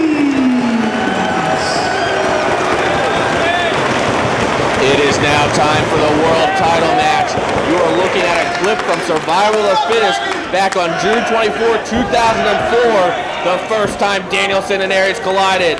Now you're looking at a clip from Testing the Limit on August the 7th, 2004, the 75-minute 2 out of 3 fall match, the crash and burn by Bryan Danielson that turned the tides and gave Aries the victory in his breakout performance. Those were the matches that made Austin Aries a star. Now he has to defend the world title against Bryan Danielson. I can't wait to see the result of this one. Bryan Danielson saying this is the most important match of his ROH career and of his life for that matter. We get to see the renewal of a rivalry here tonight, and this time it's for the championship. The code of honor followed. The bell is rung. We are underway. Danielson and Aries for the third time in ROH. World title on the line.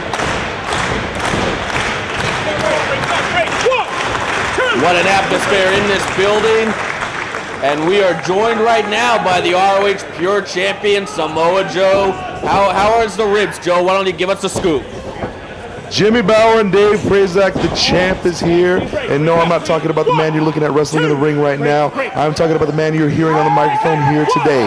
The real champ, the pure champion. Samoa Joe's here. And I will admit to you, Jimmy Bauer and Dave Prazak, my ribs are a little bit banged up. I ran into a little bit of an unfortunate incident when we had a little showdown in Manhattan. But I sure as hell will be back in action as soon as I damn well please. And in fact, you know, I'm looking at this match right now, and you know, I know the fans here in Chicago are greatly disappointed I couldn't be here and wrestle tonight in front of all these fabulous people here in Chicago Ridge. But I guarantee you one thing: next time the real champ comes back to Chicago, waves will be made, violence will happen, and most definitely the people will be satisfied because Samoa Joe will definitely be back in action next time ROH comes through to Chicago. Danielson with the advantage early in this one. Joe, what is the update of the ribs? How long do you expect to be out with the injury? Well, as you all know, I would have competed here any way possible if I could. The doctors came to check me out. Unfortunately, I've separated my ribs. I've torn away the bone from the cartilage, so they said I need to take a couple weeks off. I'm doing the very best I can. I hope to be back in action soon and show these people who the real champ is. And, you know, if there's anything that I am and that I pride myself in being, it's being someone who takes a title, who takes a belt, and makes something out of it. People have been calling the Pure title for a joke. Hell, I've been calling the Pure title a joke ever since it was created. But now I'm going to take the Pure title. I'm going to take the Pure championship. I'm going to take the Pure wrestling division. I'm going to set it on fire. I'm going to show everybody in the world why I am the greatest champion to ever step foot in a Ring of Honor ring. Samoa Joe, you certainly elevated the prestige of the ROH World title during your fantastic reign as champion, and you are certainly focused to do the same thing for the Pure title. But Austin Aries saying that he's going to take that World title internationally more often. He's able to successfully defend tonight. He's going to Mexico to defend that title tomorrow. He's determined to make his mark for the World title himself. Dave Prazak, what you don't understand is when you're looking at Austin Aries in the ring right now, you're looking at a man who is known for two things, and one is being a tremendous athlete. I hand it to him. He beat me fair and square in the ring, and he's carrying a world title belt that I built and that I made. But you see, that inherently is the problem. He is carrying around a belt that I have made. He is trying to fill shoes that I have created. And you know what? That's almost an impossible task. Everybody, if you ask anybody around the world who the greatest champ in the Ring of Honor history is, they will tell you one man, and that is me, Samoa Joe. Samoa Joe, thank you very much for joining us here in the broadcast booth. I hope that you enjoy the rest of this show. Well, Jimmy Bauer always make it a point to take a look at all the fine athletes here in Ring of Honor. You know, you never quite know how things work out with me, because as much as the doctors say I can't be in that ring, you know, Jimmy Bauer, just like you always like to say in Ring of Honor, anything can happen. And there goes the Pure champion, Samoa Joe. He's obviously keeping an eye on this match. Austin Aries holding on to the wrist lock on Danielson, a feeling out process to start things off. We got a 60-minute time limit on this encounter. Goes for the drop kick, but Aries saw it coming, moved out of the way. They know each other so well. Well, I mean, these two could easily go to the 60-minute distance tonight. We've saw him wrestle for 75 minutes. We've seen Bryan Danielson split open the chin of Austin Aries back at Survival of the Fittest. These two have really had some epic battles. No hatred involved in those battles, just a pure wrestling rivalry and great wrestling. Trying to send him off, but holding on to that headlock. Well, keeping him in the middle of the ring. He used the beard to hold on to that headlock. Not a lot of pure wrestling involved with that. Takes him over with the headlock now, holding on to it. Rolls Aries over for a near fall. Bryan Danielson, of course, coming off that Feud of the Year candidate against Homicide, winning the brutal steel cage match last night. You know that he has to be sore going into this match tonight. Austin Aries, on the other hand, had a really tough match. Once again, using the beard, that's going to be illegal. But Austin Aries coming off a really tough match against James Gibson last night, barely defeating Gibson to retain the world title. So you know Austin Aries has to be banged up and bruised up entering this contest as well. Yeah, neither man 100%. But they're going to give it all they got here. With the world title on the line. Again, side headlock takeover, and Aries keeping control of the matchup as the champion. That's exactly what he's got to do. Austin Aries really taking on a really tough schedule as world champion, not backing down from anyone, taking the belt to different territories across the United States and defending it against the top talent from every region, taking the belt to Europe as he still holds on to that headlock. No, Danielson, leg scissors out of it. Headstands out of it and into the drop kick right to the mud. As I was saying, Aries has taken the belt to Europe. He's defended it here in ROH against James Gibson on 2 occasions. Last night at the final showdown, of course, stalemate. 2 classics there. A really tough and great match against Homicide at Best of American Super Juniors tournament.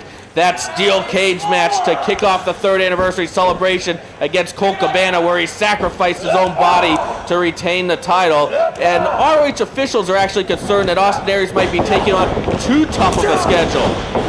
Well, he's a very determined wrestler to sort of work his way out of the shadow of Samoa Joe. As soon as he won that belt, a lot of critics said that there's no way that his title reign can live up to just what Samoa Joe did to elevate the prestige of the ROH World title. And Aries is determined, he's focused to defend that title more frequently, in more places, against more competitors than Joe did to truly make his own mark in the history books when you remember back to the reign of Austin Aries. Well, he's really done just that, as if you put the first few months of Austin Aries' title reign up against the first few months of Samoa Joe's title reign, Aries has the advantage. But it'll be seen if Austin Aries can last 21 months the way Samoa Joe can. And if you're wrestling James Gibson, Bryan Danielson, and then traveling to Mexico to take on Super Crazy and Ricky Marvin in the same weekend, I mean, that's almost too tough of a schedule. First, though, Austin Aries has to get past Danielson here. Japanese stranglehold applied on Aries. He's got the legs tied up down on the mat as well. Senior official Todd Sinclair checking on his condition as now the knees into the back, stretching out that back, cutting off the oxygen with the stranglehold right here. Danielson, of course, one of the men that made Ring of Honor, one of the founding fathers of Ring of Honor. The three-way versus Christopher Daniels and Loki on the very first show, defeating Loki on the second show round-robin challenge, the Paul London Epic Encounter, the Austin Aries matches, the Jushin Liger matches at Weekend of Thunder. The list goes on and on and on. AJ Styles at Main Event Spectacles. Bryan Danielson built ROH, but Danielson has stated that really doesn't mean anything because he has not held the ROH World title. It would certainly make his ROH run complete to hold what is the top prize in this company. Of course, Samoa Joe takes issue with a statement such as that, as he is determined, much like Aries is with the world title, to make his reign with the pure title stand out. Big European uppercut there by Danielson. He's got the champion down. Body slam. Danielson stomping away around the body of Aries. Hits the ropes. Back and forth. Wow. Is there an earthquake? I'm feeling some tremors here. Cover. Can't put him away. Busting out new offense. Always the innovator, Bryan Danielson. Keeping him grounded in the center of the ring, looking to wear the champion down. Bryan Danielson winning the feud against Homicide after using the longest airplane spin in wrestling history last night. Danielson has really perfected that airplane spin, and look at that stretch. The modification of the stretch plumb from this position. Aries trying to fight his way out of it. Not giving it up. Turns it into a cover. Puts the shoulders down for 2. All it takes is 3 seconds. We saw that in Homicide versus Doug Williams earlier tonight. Just measures him for a chop in the corner. Aries struggles back to his feet. Danielson looking good so far in this one. He is definitely determined to become the next ROH World Champion. It's been an excellent weekend for Danielson thus far, winning that series against Homicide last night inside the cage. It would be great to see him walk away with the title around his waist. Aries set to the buckle hard and he tumbles down. I would definitely be proud to call Bryan Danielson ROH World Champion. As great of a job as Austin Aries has done, Bryan Danielson is the best in the world going right now, and he would make a great world champion. Pulling Aries out of the corner into the center of the ring, scoops him up, but Aries staying on his feet, kicks away at the midsection.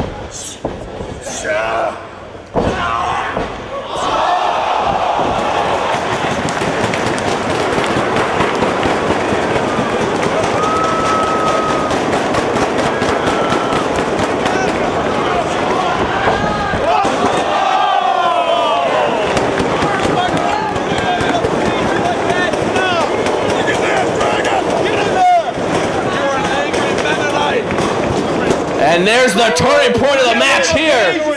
He just dumped him to the floor after doing damage to the leg. Connects with the dive, and Aries gains command. Similar to testing the limit when Danielson missed that tope and went crashing to the floor. That was the turning point of that match. Aries, though, this time making his own opportunity, dumping Danielson over the top and now connecting with a couple of big kicks. And now just boot right across the throat. Of course, no countouts in ROH. If you're out there for too long, the ref can disqualify you. They'd have to be out there for an eternity, though, for Todd Sinclair to end this match. And he's got that beard again. Definitely using Danielson's beard against him in this match. Well, maybe you should shave. Yeah. You know, people that complain of a hair pull, maybe you should cut your hair. Pulling the beard, maybe Danielson, well, it's a point to be made. Aries sort of talking some trash here.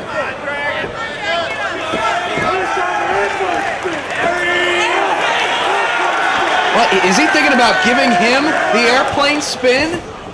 Aries is going to use Danielson's own move against him? It looks that way. We saw Danielson rotate the most times I've ever seen last night. Aries, though, turning that around, coming down hard on the arm of Bryan Danielson. Look at Danielson clutching that arm in pain. Backing himself toward the ropes and into the corner. Sinclair checking on his condition. Danielson definitely needing some time there. Picks him up, bending that arm around the ring ropes. Austin Aries was very effective last night in working on the arm of James Gibson. Big running knee strike with the arm tied up around the rope, doing more damage. Will Austin Aries be going to Mexico as ROH World Champion? Hammerlock applied. And drives the body of Danielson down across his own arm.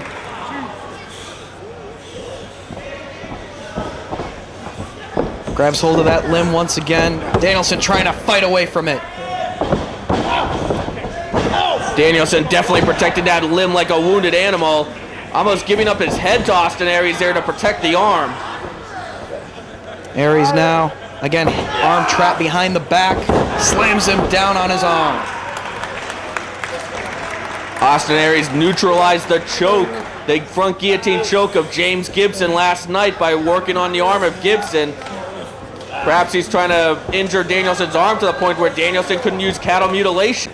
Wise strategy on the part of the champ. Going for that slam once again, this time Danielson staying on his feet, and it looks like he's going for cattle mutilation. He does have that bad arm. Can he hold this? Can he hold it for very long? No! Aries right back to work, driving the knee down across that arm. Holding onto the wrist lock. Power drive elbow down into the arm. But only gets two. Very precision offense there from Austin Aries. Let's see what he's setting up for here.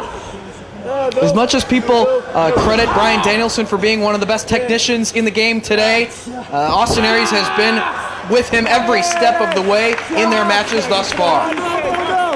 Look at the bridge there for extra leverage. Rolls back and snaps forward once again with that bridge.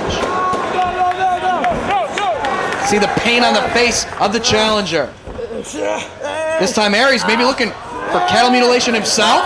Aries used this testing to limit in a 2 out of 3 falls match. Yes! No, Danielson rolls forward.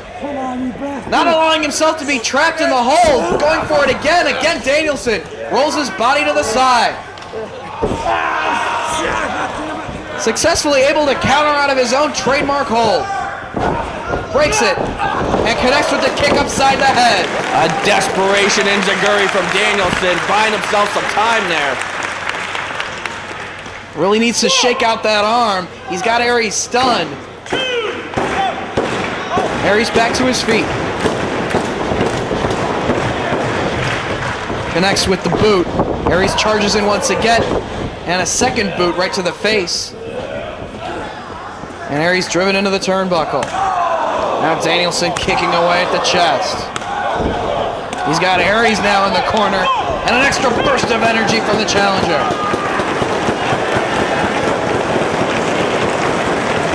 This crowd wants a title change. They want to see history. And Danielson really wants that belt. He wants to represent ROH as the very best in the company. Driving the arm of Aries now over the shoulder. A little payback for the offense that Aries has dished out to the arm of Danielson thus far. Danielson definitely turning the tables on Austin Aries. Butterflying those arms. Butterfly suplex into a bridge. Dave, the way that this match is going, I'm going to make a prediction.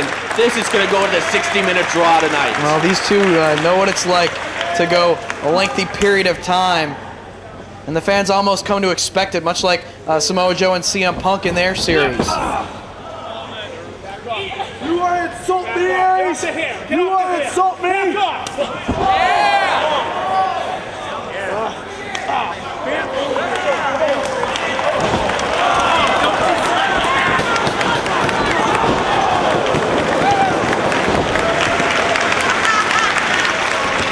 Cover!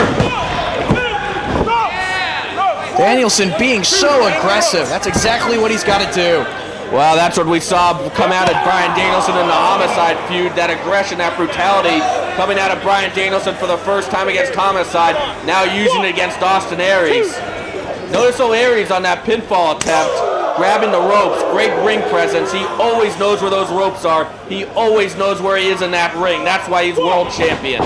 Aries set into the corner, up and over he goes. Rolls to the opposite side of the ring, off the second with the elbow. There's that explosive offense from the wrestling machine, Austin Aries. So much force, so much velocity behind what he does. Lining up the chest of Danielson in the corner with open hand and chops across the chest. Sends Danielson into the ropes.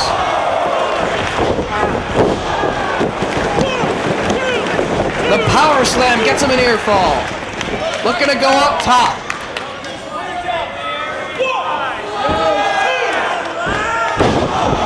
Diving headbutt connects.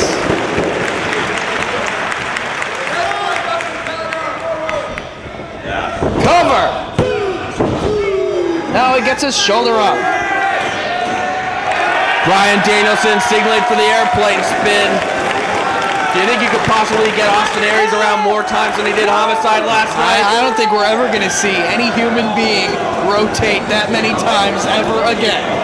I feel very safe in making that prediction. Here it comes. But he's going to try for it. No, sunset flip by Aries. Back and forth they go. As the momentum goes back and forth. Waistlock by Aries. Going for the O'Connor roll. Only two. And out to the floor. Aries gets set. What's Danielson doing? Baseball slide drop kick. Saves himself from going into the steel barricade there.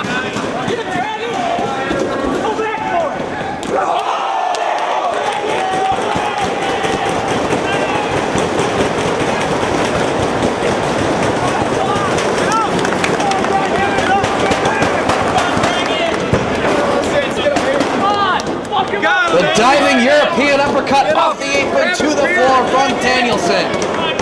Has him back in control of the match. That could split open Austin Aries' chin again, just like we saw at Survival of the Fittest. Kicking away at that chest right in front of these great fans here in Chicago. Seeing some of the hard-hitting action. Up close! That kick right to the side of the face of Aries, and he tumbles into the chair. Danielson's so aggressive. You can tell he wants this title more than anything. Brings the action back inside the ring. That's exactly what he's got to do if he wants that title. Look at him, just plotting his next move, planning it out. Places Aries up top. Dishes out a chop across the chest of the champion. Danielson now to the second rope. Maybe looking for the superplex. Danielson climbing all the way up top. Aries trying to fight his way out of this. Shots to the rib cage. And down across the back with forearms. Aries very determined to fight his way out of this position. Headbutt knocks Danielson down. He could be going for the 450. He saw that Danielson was moving, sort of put on the brakes. And connects with a running drop kick in the corner. Danielson stunned. Can Aries follow up though? Connects with a second. Cover. Very, very close right there. Todd Sinclair right on top of the action, doing a great job officiating. Aries may be looking for the brainbuster here. Aries loves to use the brainbuster and 450 combo. They kick to the head, the crucifix bomb. See if he can get him up for it. Danielson with a knee strike to the side of the head of Aries. More forearms across the back.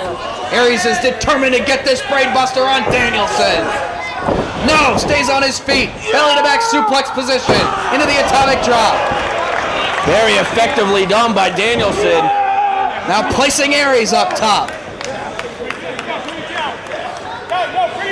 Danielson maybe looking for that back suplex off the top. Can he get it? He's letting Aries think about it.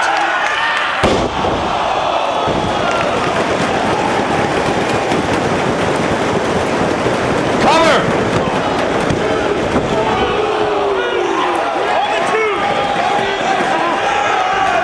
Cattle mutilation! He's got it cinched!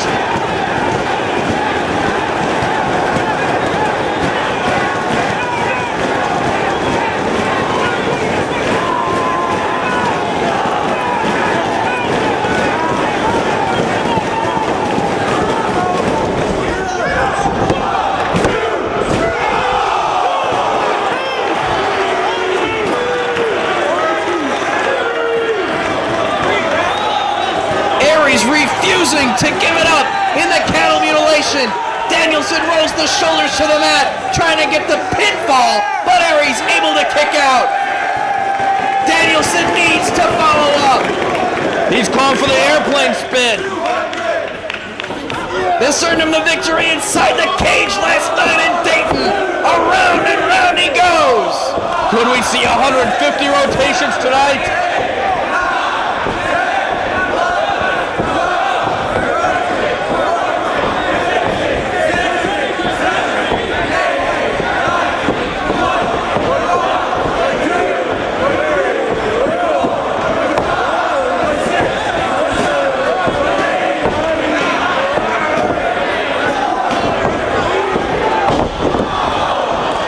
Turns it into a modified crucifix bomb.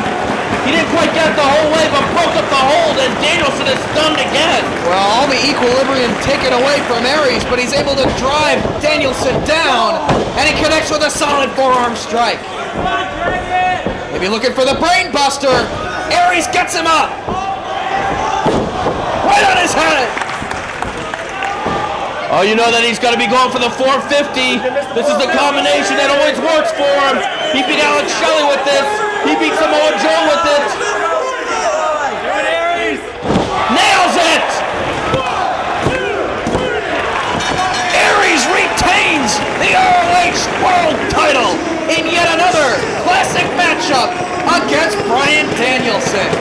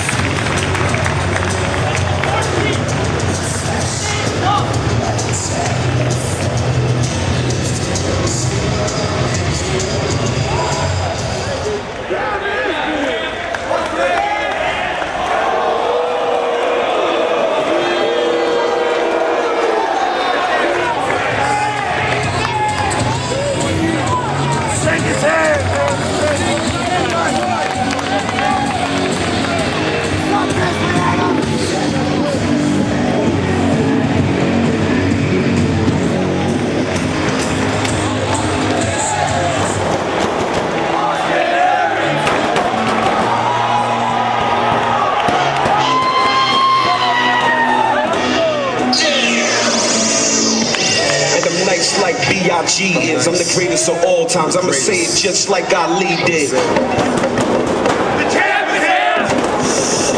The champ is here! The champ is here! The champ is here! Come on, come on.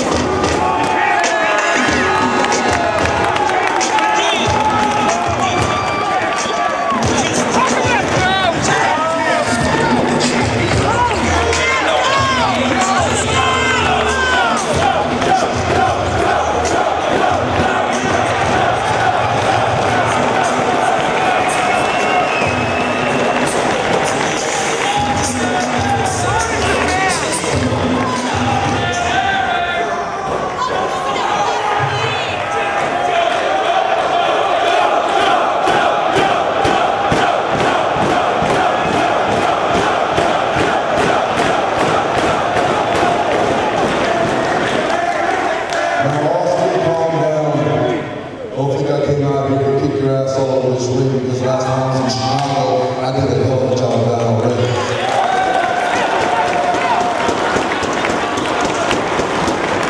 Actually, also I came out here for a few reasons. One of which is to tell all these fans out here that you've done a hell of a job living up to the expectations that I've set before you.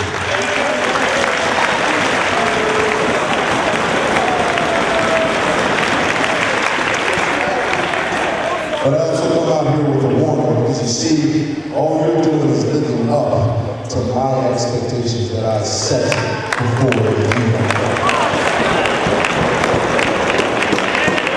So maybe this real simple, Rossi. Let's call this a warning.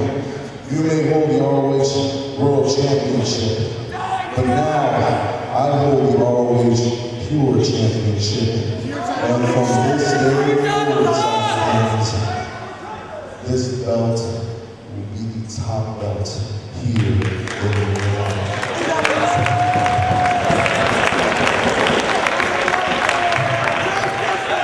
First of all, I don't know who you think you used to be.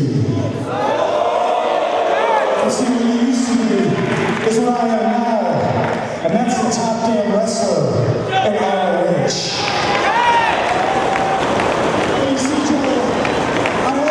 Respect for what you did for this belt.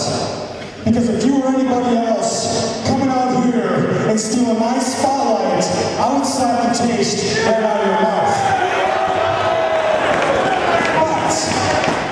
But, because I'm an honorable champion, and because you're big, what I'm going to do is shake your hand and hold these ropes over for you.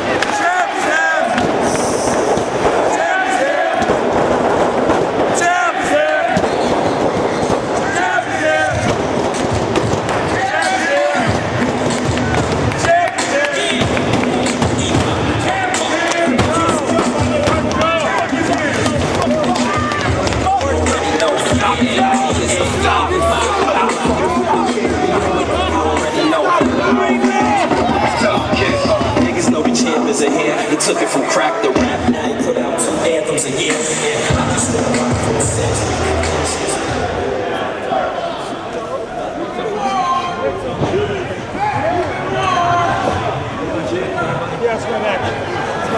Watch his neck, guys. Watch his neck. Hold it as I get up. Hold it as I get up.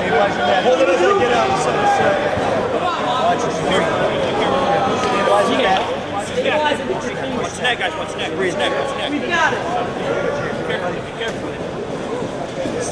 Hey, you can still walk. You got these ankles. Get it done.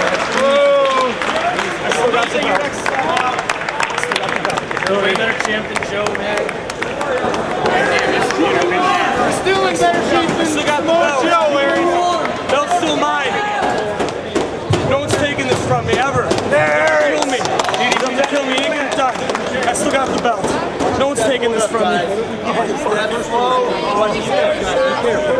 Careful, guys.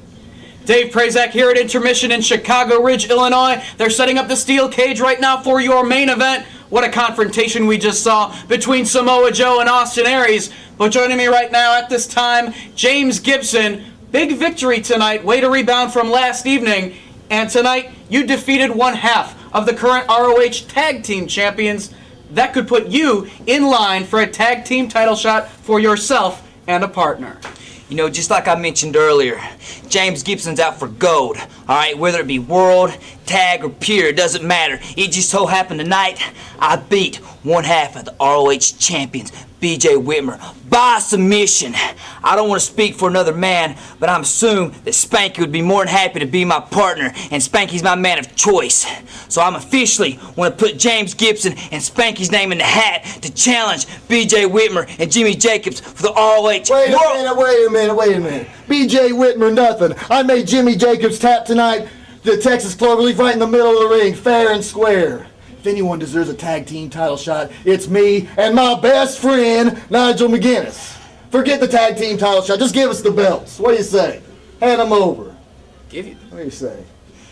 Hand them on over. You're too much, pal. Too much. Hey, get in line. You want them belts? You gotta go through me and Spanky first. I'm on a mission, pal. Alright, I plan on having gold in this company one way or the other.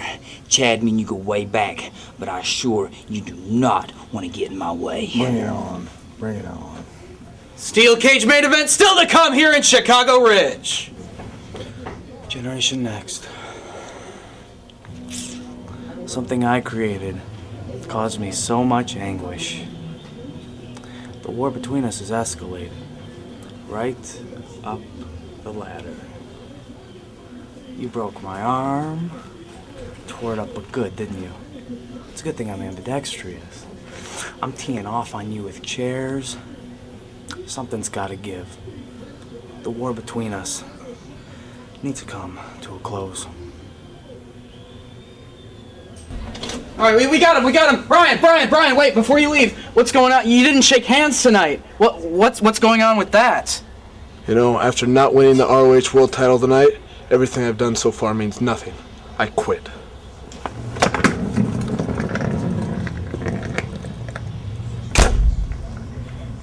I want to say one little thing to the embassy. Embassy, don't bite off more than you can chew. CM Punk, you fool! We are way smarter than he thinks. Flammable to the eyes. You come to my hometown after taking out my girlfriend, after you've tried to cripple me. I will make you pay. In Chicago, I get paid. Inside a 15-foot high steel cage. In Chicago, Jimmy Ray, I want you to put him in his grave. You cannot kill what does not die. Die.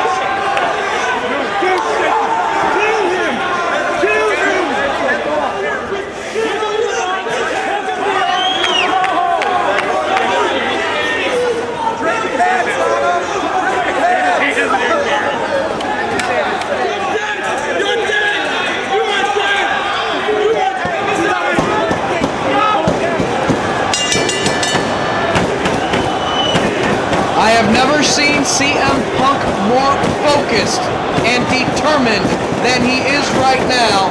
The business at hand. Finally, he's got Jimmy Rave one-on-one. No Prince Nana, no Jade Chung interfering. They are locked inside the steel cage, and Jimmy Rave has nowhere to run. It is pinfall submission, and as per Prince Nana's high-priced lawyers, escape rules in order to win this steel cage contest. Look at Punk. Yeah, he's not even charging after Jimmy Rave. He knows that he's got him. He knows that now it's time to pay. Now it's time that he's going to get his hands on Jimmy Rave and do exactly what he's been trying to do for the past several months, but has been roadblocked by the embassy every step of the way. This crowd absolutely electric. What an atmosphere we have here. I've never experienced anything like this. I didn't think anything could beat Joe versus Punk too, but wow. And Jimmy Rave, Punk going right for the throat, right for the jugular. Rave trying to throw a punch. And trying to escape right off the bat. Punk will have none of it. Punk's almost toying with him, except he gets kicked there. And running to the door. Jimmy Rave wants no part of this matchup. He knows exactly what he's done to CM Punk over the course of the past several months, and he knows that once this match gets underway, CM Punk is going to maim him. CM Punk has tried to bust Jimmy Rave open. He vowed to disfigure Jimmy Rave. He has tried to make Jimmy Rave bleed, but he has not been successful so far in this feud. Even in the no DQ match, even in the dog collar match last week in Manhattan, he has yet to tear the flesh of Jimmy Rave open. Well, the deciding factor in that dog collar match and the fact that he wasn't able to bust open Jimmy Rave during that contest was all of the outside interference, all of the chicanery, all of the tomfoolery of the embassy of ringside. But that won't even be a factor in this match. Look at this, Jimmy Rave now trying to make friends and shake hands. You gotta be kidding me. No way Punk's gonna buy that. There's your answer. There's your answer. Blocks the attempt by Rave, and Punk just going to work on Rave. Firing away with closed fists. Anything goes. Puts on the brakes as Punk tries to send him into the cage. And now Rave firing back on Punk. Elevates Rave and drives him right into the cage and into the spine buster. And now just a flurry of punches. Punk is going ballistic, just pummeling the face of Jimmy Rave. It's come down to this. It's come down to a steel cage, keeping Rave's associates out of the action. And no better place to get it done than right here in Punk's hometown of Chicago. Then Punk just trying to cave in the face of Jimmy Rave with his bare fists. That would be on the agenda tonight for Punk. He's made no bones about it. He's after one thing, and that's to put Jimmy Rave out of wrestling tonight. And there's nothing Nana can do. He's just standing, watching from the floor with a steel cage standing between himself and his man. And Jimmy Rave sent into the steel mesh. He is busted open. Punk finally getting some retribution for all the things that has been done to him. The bug spray to the eyes, trying to scrape off that tattoo. Jimmy Rave has been a thorn in the side of CM Punk for months now, and he's finally busted him open, caused the blood to flow out of the head of Jimmy Rave. This bloodthirsty Chicago crowd loves it. The Second City State leader, their hometown hero, CM Punk, getting retribution. These same fans saw Punk's girlfriend, Tracy Brooks, take it out with the Rave Clash. They saw Punk blinded with the bug spray last time in Chicago. Punk now with Rave, backed into the corner.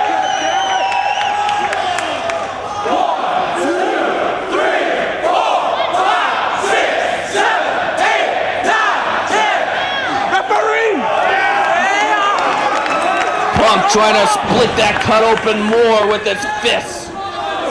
We saw Punk almost bleed to death last week in that dog collar match at Manhattan Mayhem. He's trying to do the same to Rave right now as he drives him into the steel mesh again. Just spears him face first into the cage.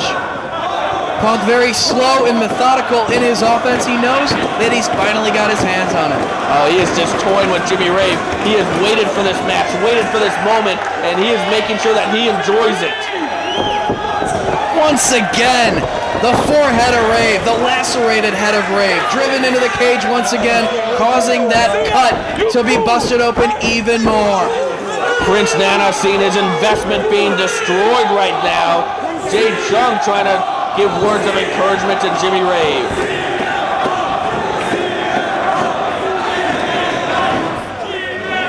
The evil dictator of Ghana, West Africa. Oh, look at Punk now, cross faces on the bloody head of Jimmy Rave. Think, Jimmy. It's all on the line. And now just raking the face of Jimmy Rave across the cage.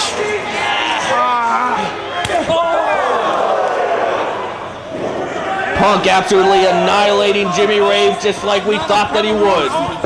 Snapmares him over, kick right to the back of the head. This match has been all CM Punk for the past several minutes. Since the very start, Jimmy Rave unable to do anything. Punk now walking effortlessly to the door. He can just escape. He's going to win it now. CM Punk winning the feud against Jimmy Rave.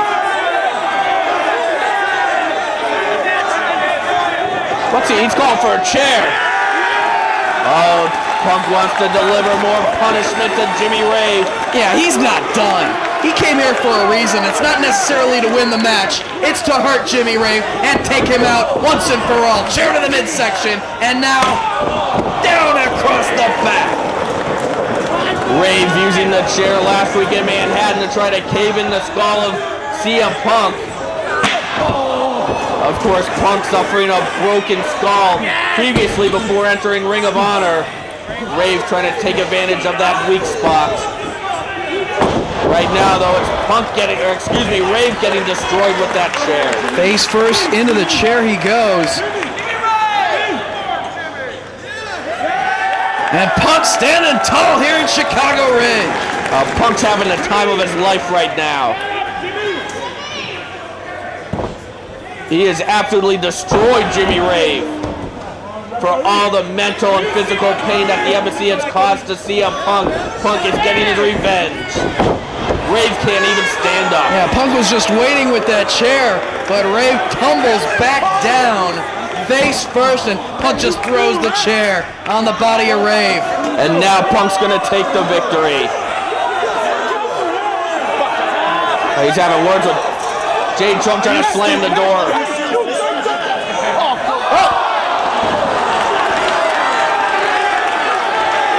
Well, he found a way to become a factor in the matchup, even with a steel cage.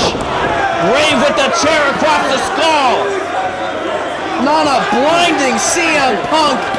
Takes away his vision, and Jimmy Rave with his hands on that chair just connects with CM Punk. And Nana just manhandling Jade Chung as usual at ringside.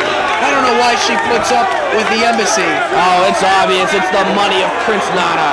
That's the only reason. Being used as a footstool for Jimmy Raven, and now Nana trying to help him get out of the cage and win this match. Both feet have to hit the floor in order for this match to end.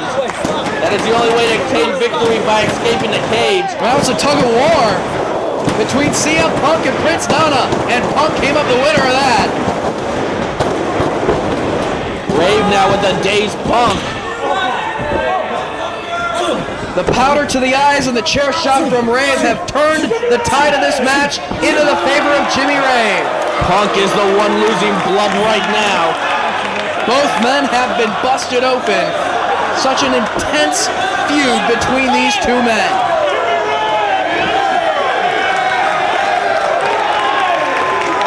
Rave with Punk by the hair, right into the cage he goes. And now just trying to pull that cut even further open.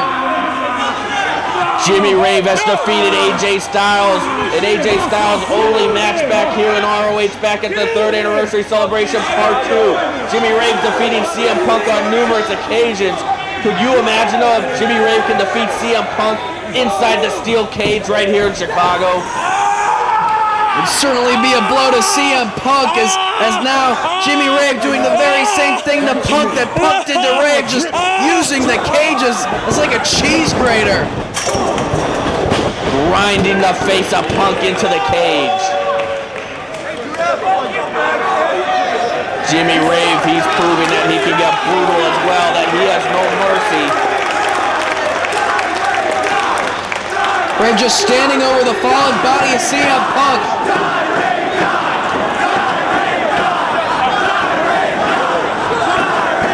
Punk's hometown crowd wants Jimmy Rave to die, and they're not shy to say it.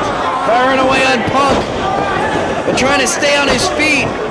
Slumped into the ropes now is Punk as Jimmy Rave just pounds away at that head and now choking away on Punk.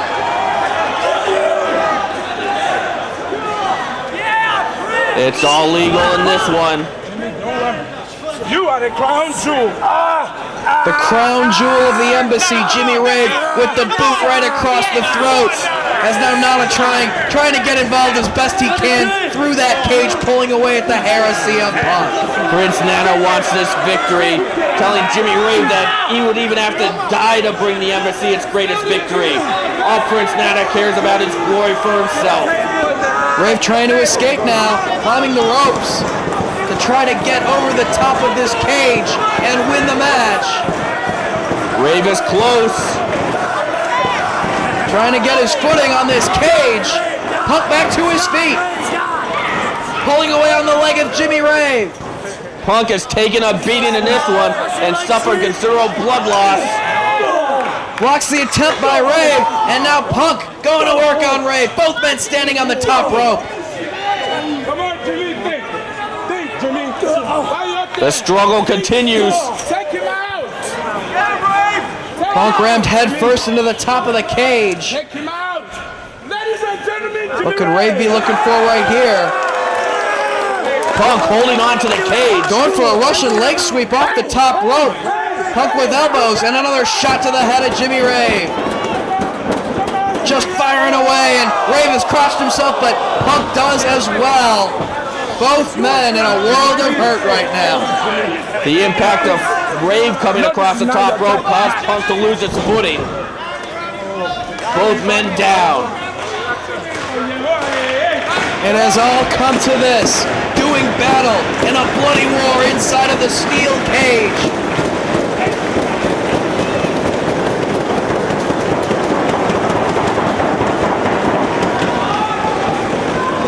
Who's gonna get to their feet first? Punk trying his best to get back to his feet, pulling himself up by the ring ropes and by the cage. Rave back up himself. Fires away on Punk. Punk dishes it right back out. Both men struggling to stay on their feet. They've both lost a lot of blood.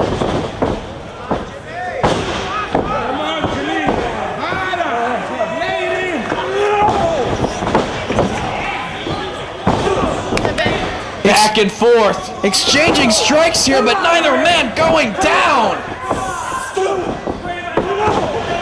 This is what ROH is all about. Hard-nosed competition, toe-to-toe fisticuffs. Punk with a flurry now on Rave. 3 in a row. Sends him into the ropes. And takes him down with the lariat. Back elbow from CM Punk. Getting another burst of energy. The back heel kick sends Rave down. And Punk can feel the victory.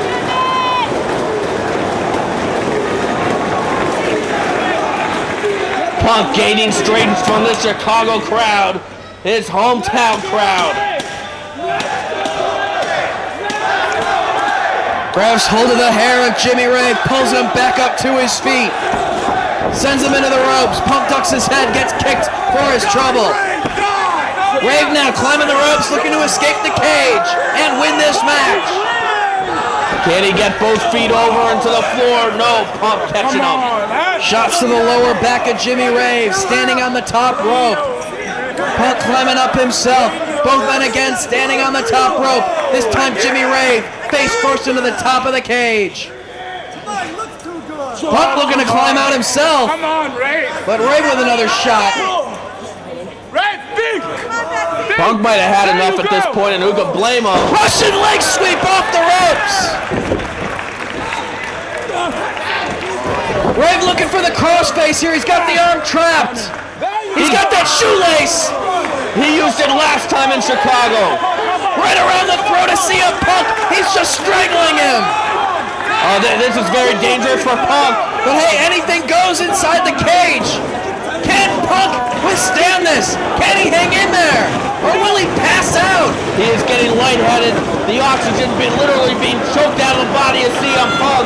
That in combination with the blood loss has taken so much out of Punk. We can see the end of the match right here. One more time and Rave is the winner. No, no, Punk still has some fight left in him. Digging down for an extra burst of energy and feeding off the crowd here in Chicago.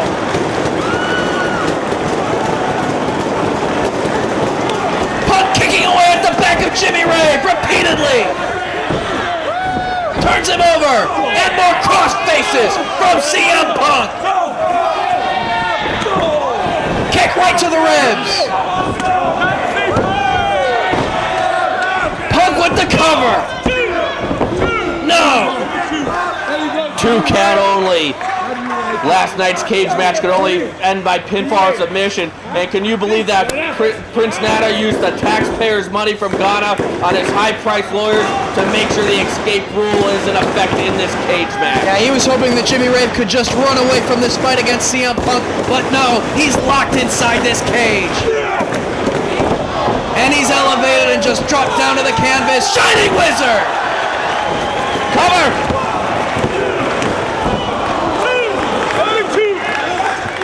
Rave kicks out of the Shining Wizard.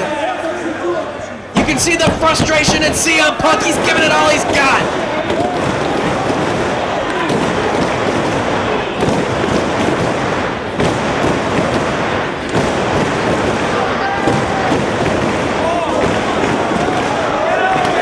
Punk climbing the ropes now. Rave grab. Oh, the Jade Chung! Jade Chung has entered the cage, trying to put a stop to Punk, climbing over the top to win this thing. Prince Nana ordering her into the cage, and the whole purpose of the cage was for no outside interference. Well, he's got her. Punk's got Jade Chung, yeah! Oh, slap across the face of CM Punk. Now Jade Chung up on the back of Punk. Oh, this is going to be it for Jade Chung. There's not supposed to be any interference. Ah, down she goes.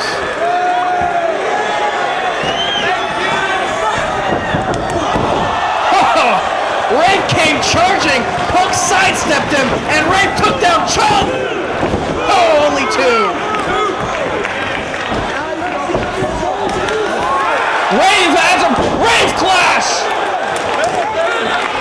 But he's so worn down he can't roll him over to go for a cover! He hits the Rave clash on CM Punk! Prince Nana saving Jade Chung now. And he just drops her to the floor. No respect for women at all. He hits the Rave clash, but can't go for the cover. Jade Chung has been neutralized in this match. We still have Nana at ringside. Hopefully he won't get involved in this match. It's supposed to be one-on-one as Jimmy Rave looking to climb out of this cage once again.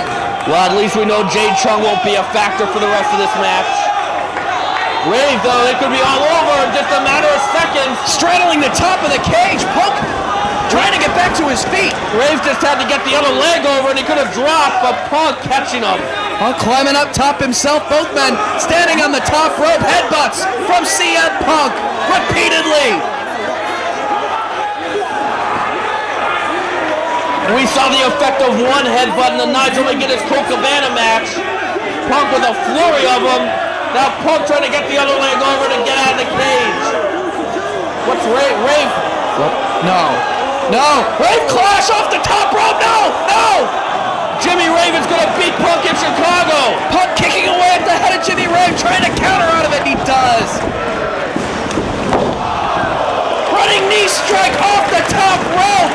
Connects with CM Punk. But again, Rave's so worn down. Can't follow up immediately. Prince Nana, cover! Punk kicking out. What heart, what courage, what determination. That could have been it for Punk if Rave would have been able to hit that Rave clash off the top rope. And the cage door has been opened. Jimmy Rave crawling toward the door to try to escape and win this match.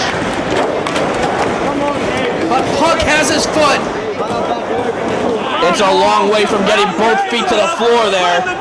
Pulling Jimmy Rave away from the door, back in the center of the ring, and Punk going through the door himself. Can he reach? Punk wants the victory. No, Jimmy Rave pulls Punk back in. Now Rave crawling through the door. Oh, he's almost got it. Prince Nana trying to pull him. Punk holding on for dear life.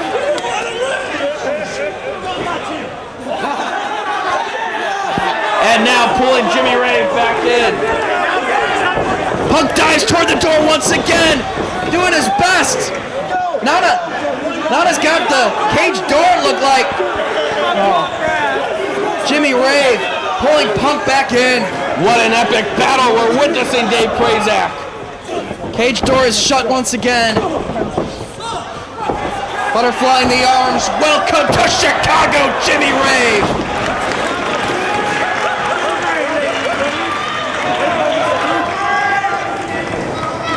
Punk now looking to follow up. I'm still uneasy about Nana still being at ringside. Oh, he's got the shoelace.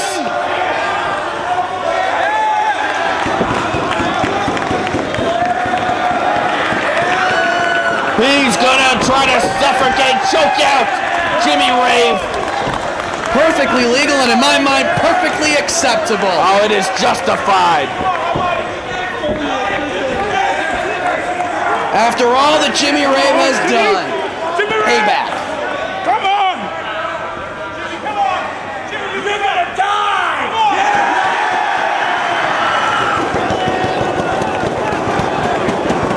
Punk is trying to murder Jimmy Rave. Come on, Jimmy. Rave fights his way out of it. Still has that shoelace around his neck, and Punk, oh, he's looking for that Pepsi plunge, if he can hook it. What a fitting end it would be for this feud of Punk and Pepsi plunge. And Nana getting in the cage, come on!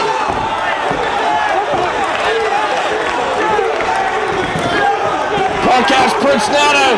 Can he get revenge on Nana here? Come on, do it, yeah, hit him!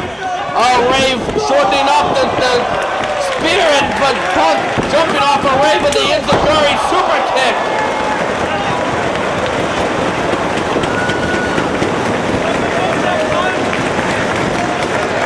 Rave is down and now Punk's got his hands on Nana! Right into the cage he goes! Punk getting some sweet revenge on Prince Nana.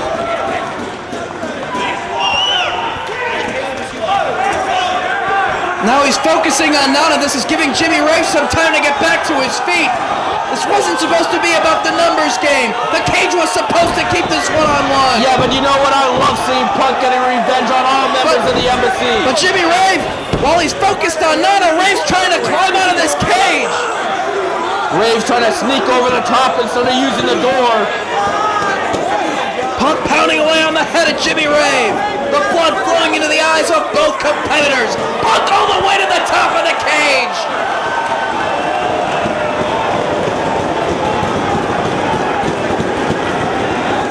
Well, what could he possibly be doing?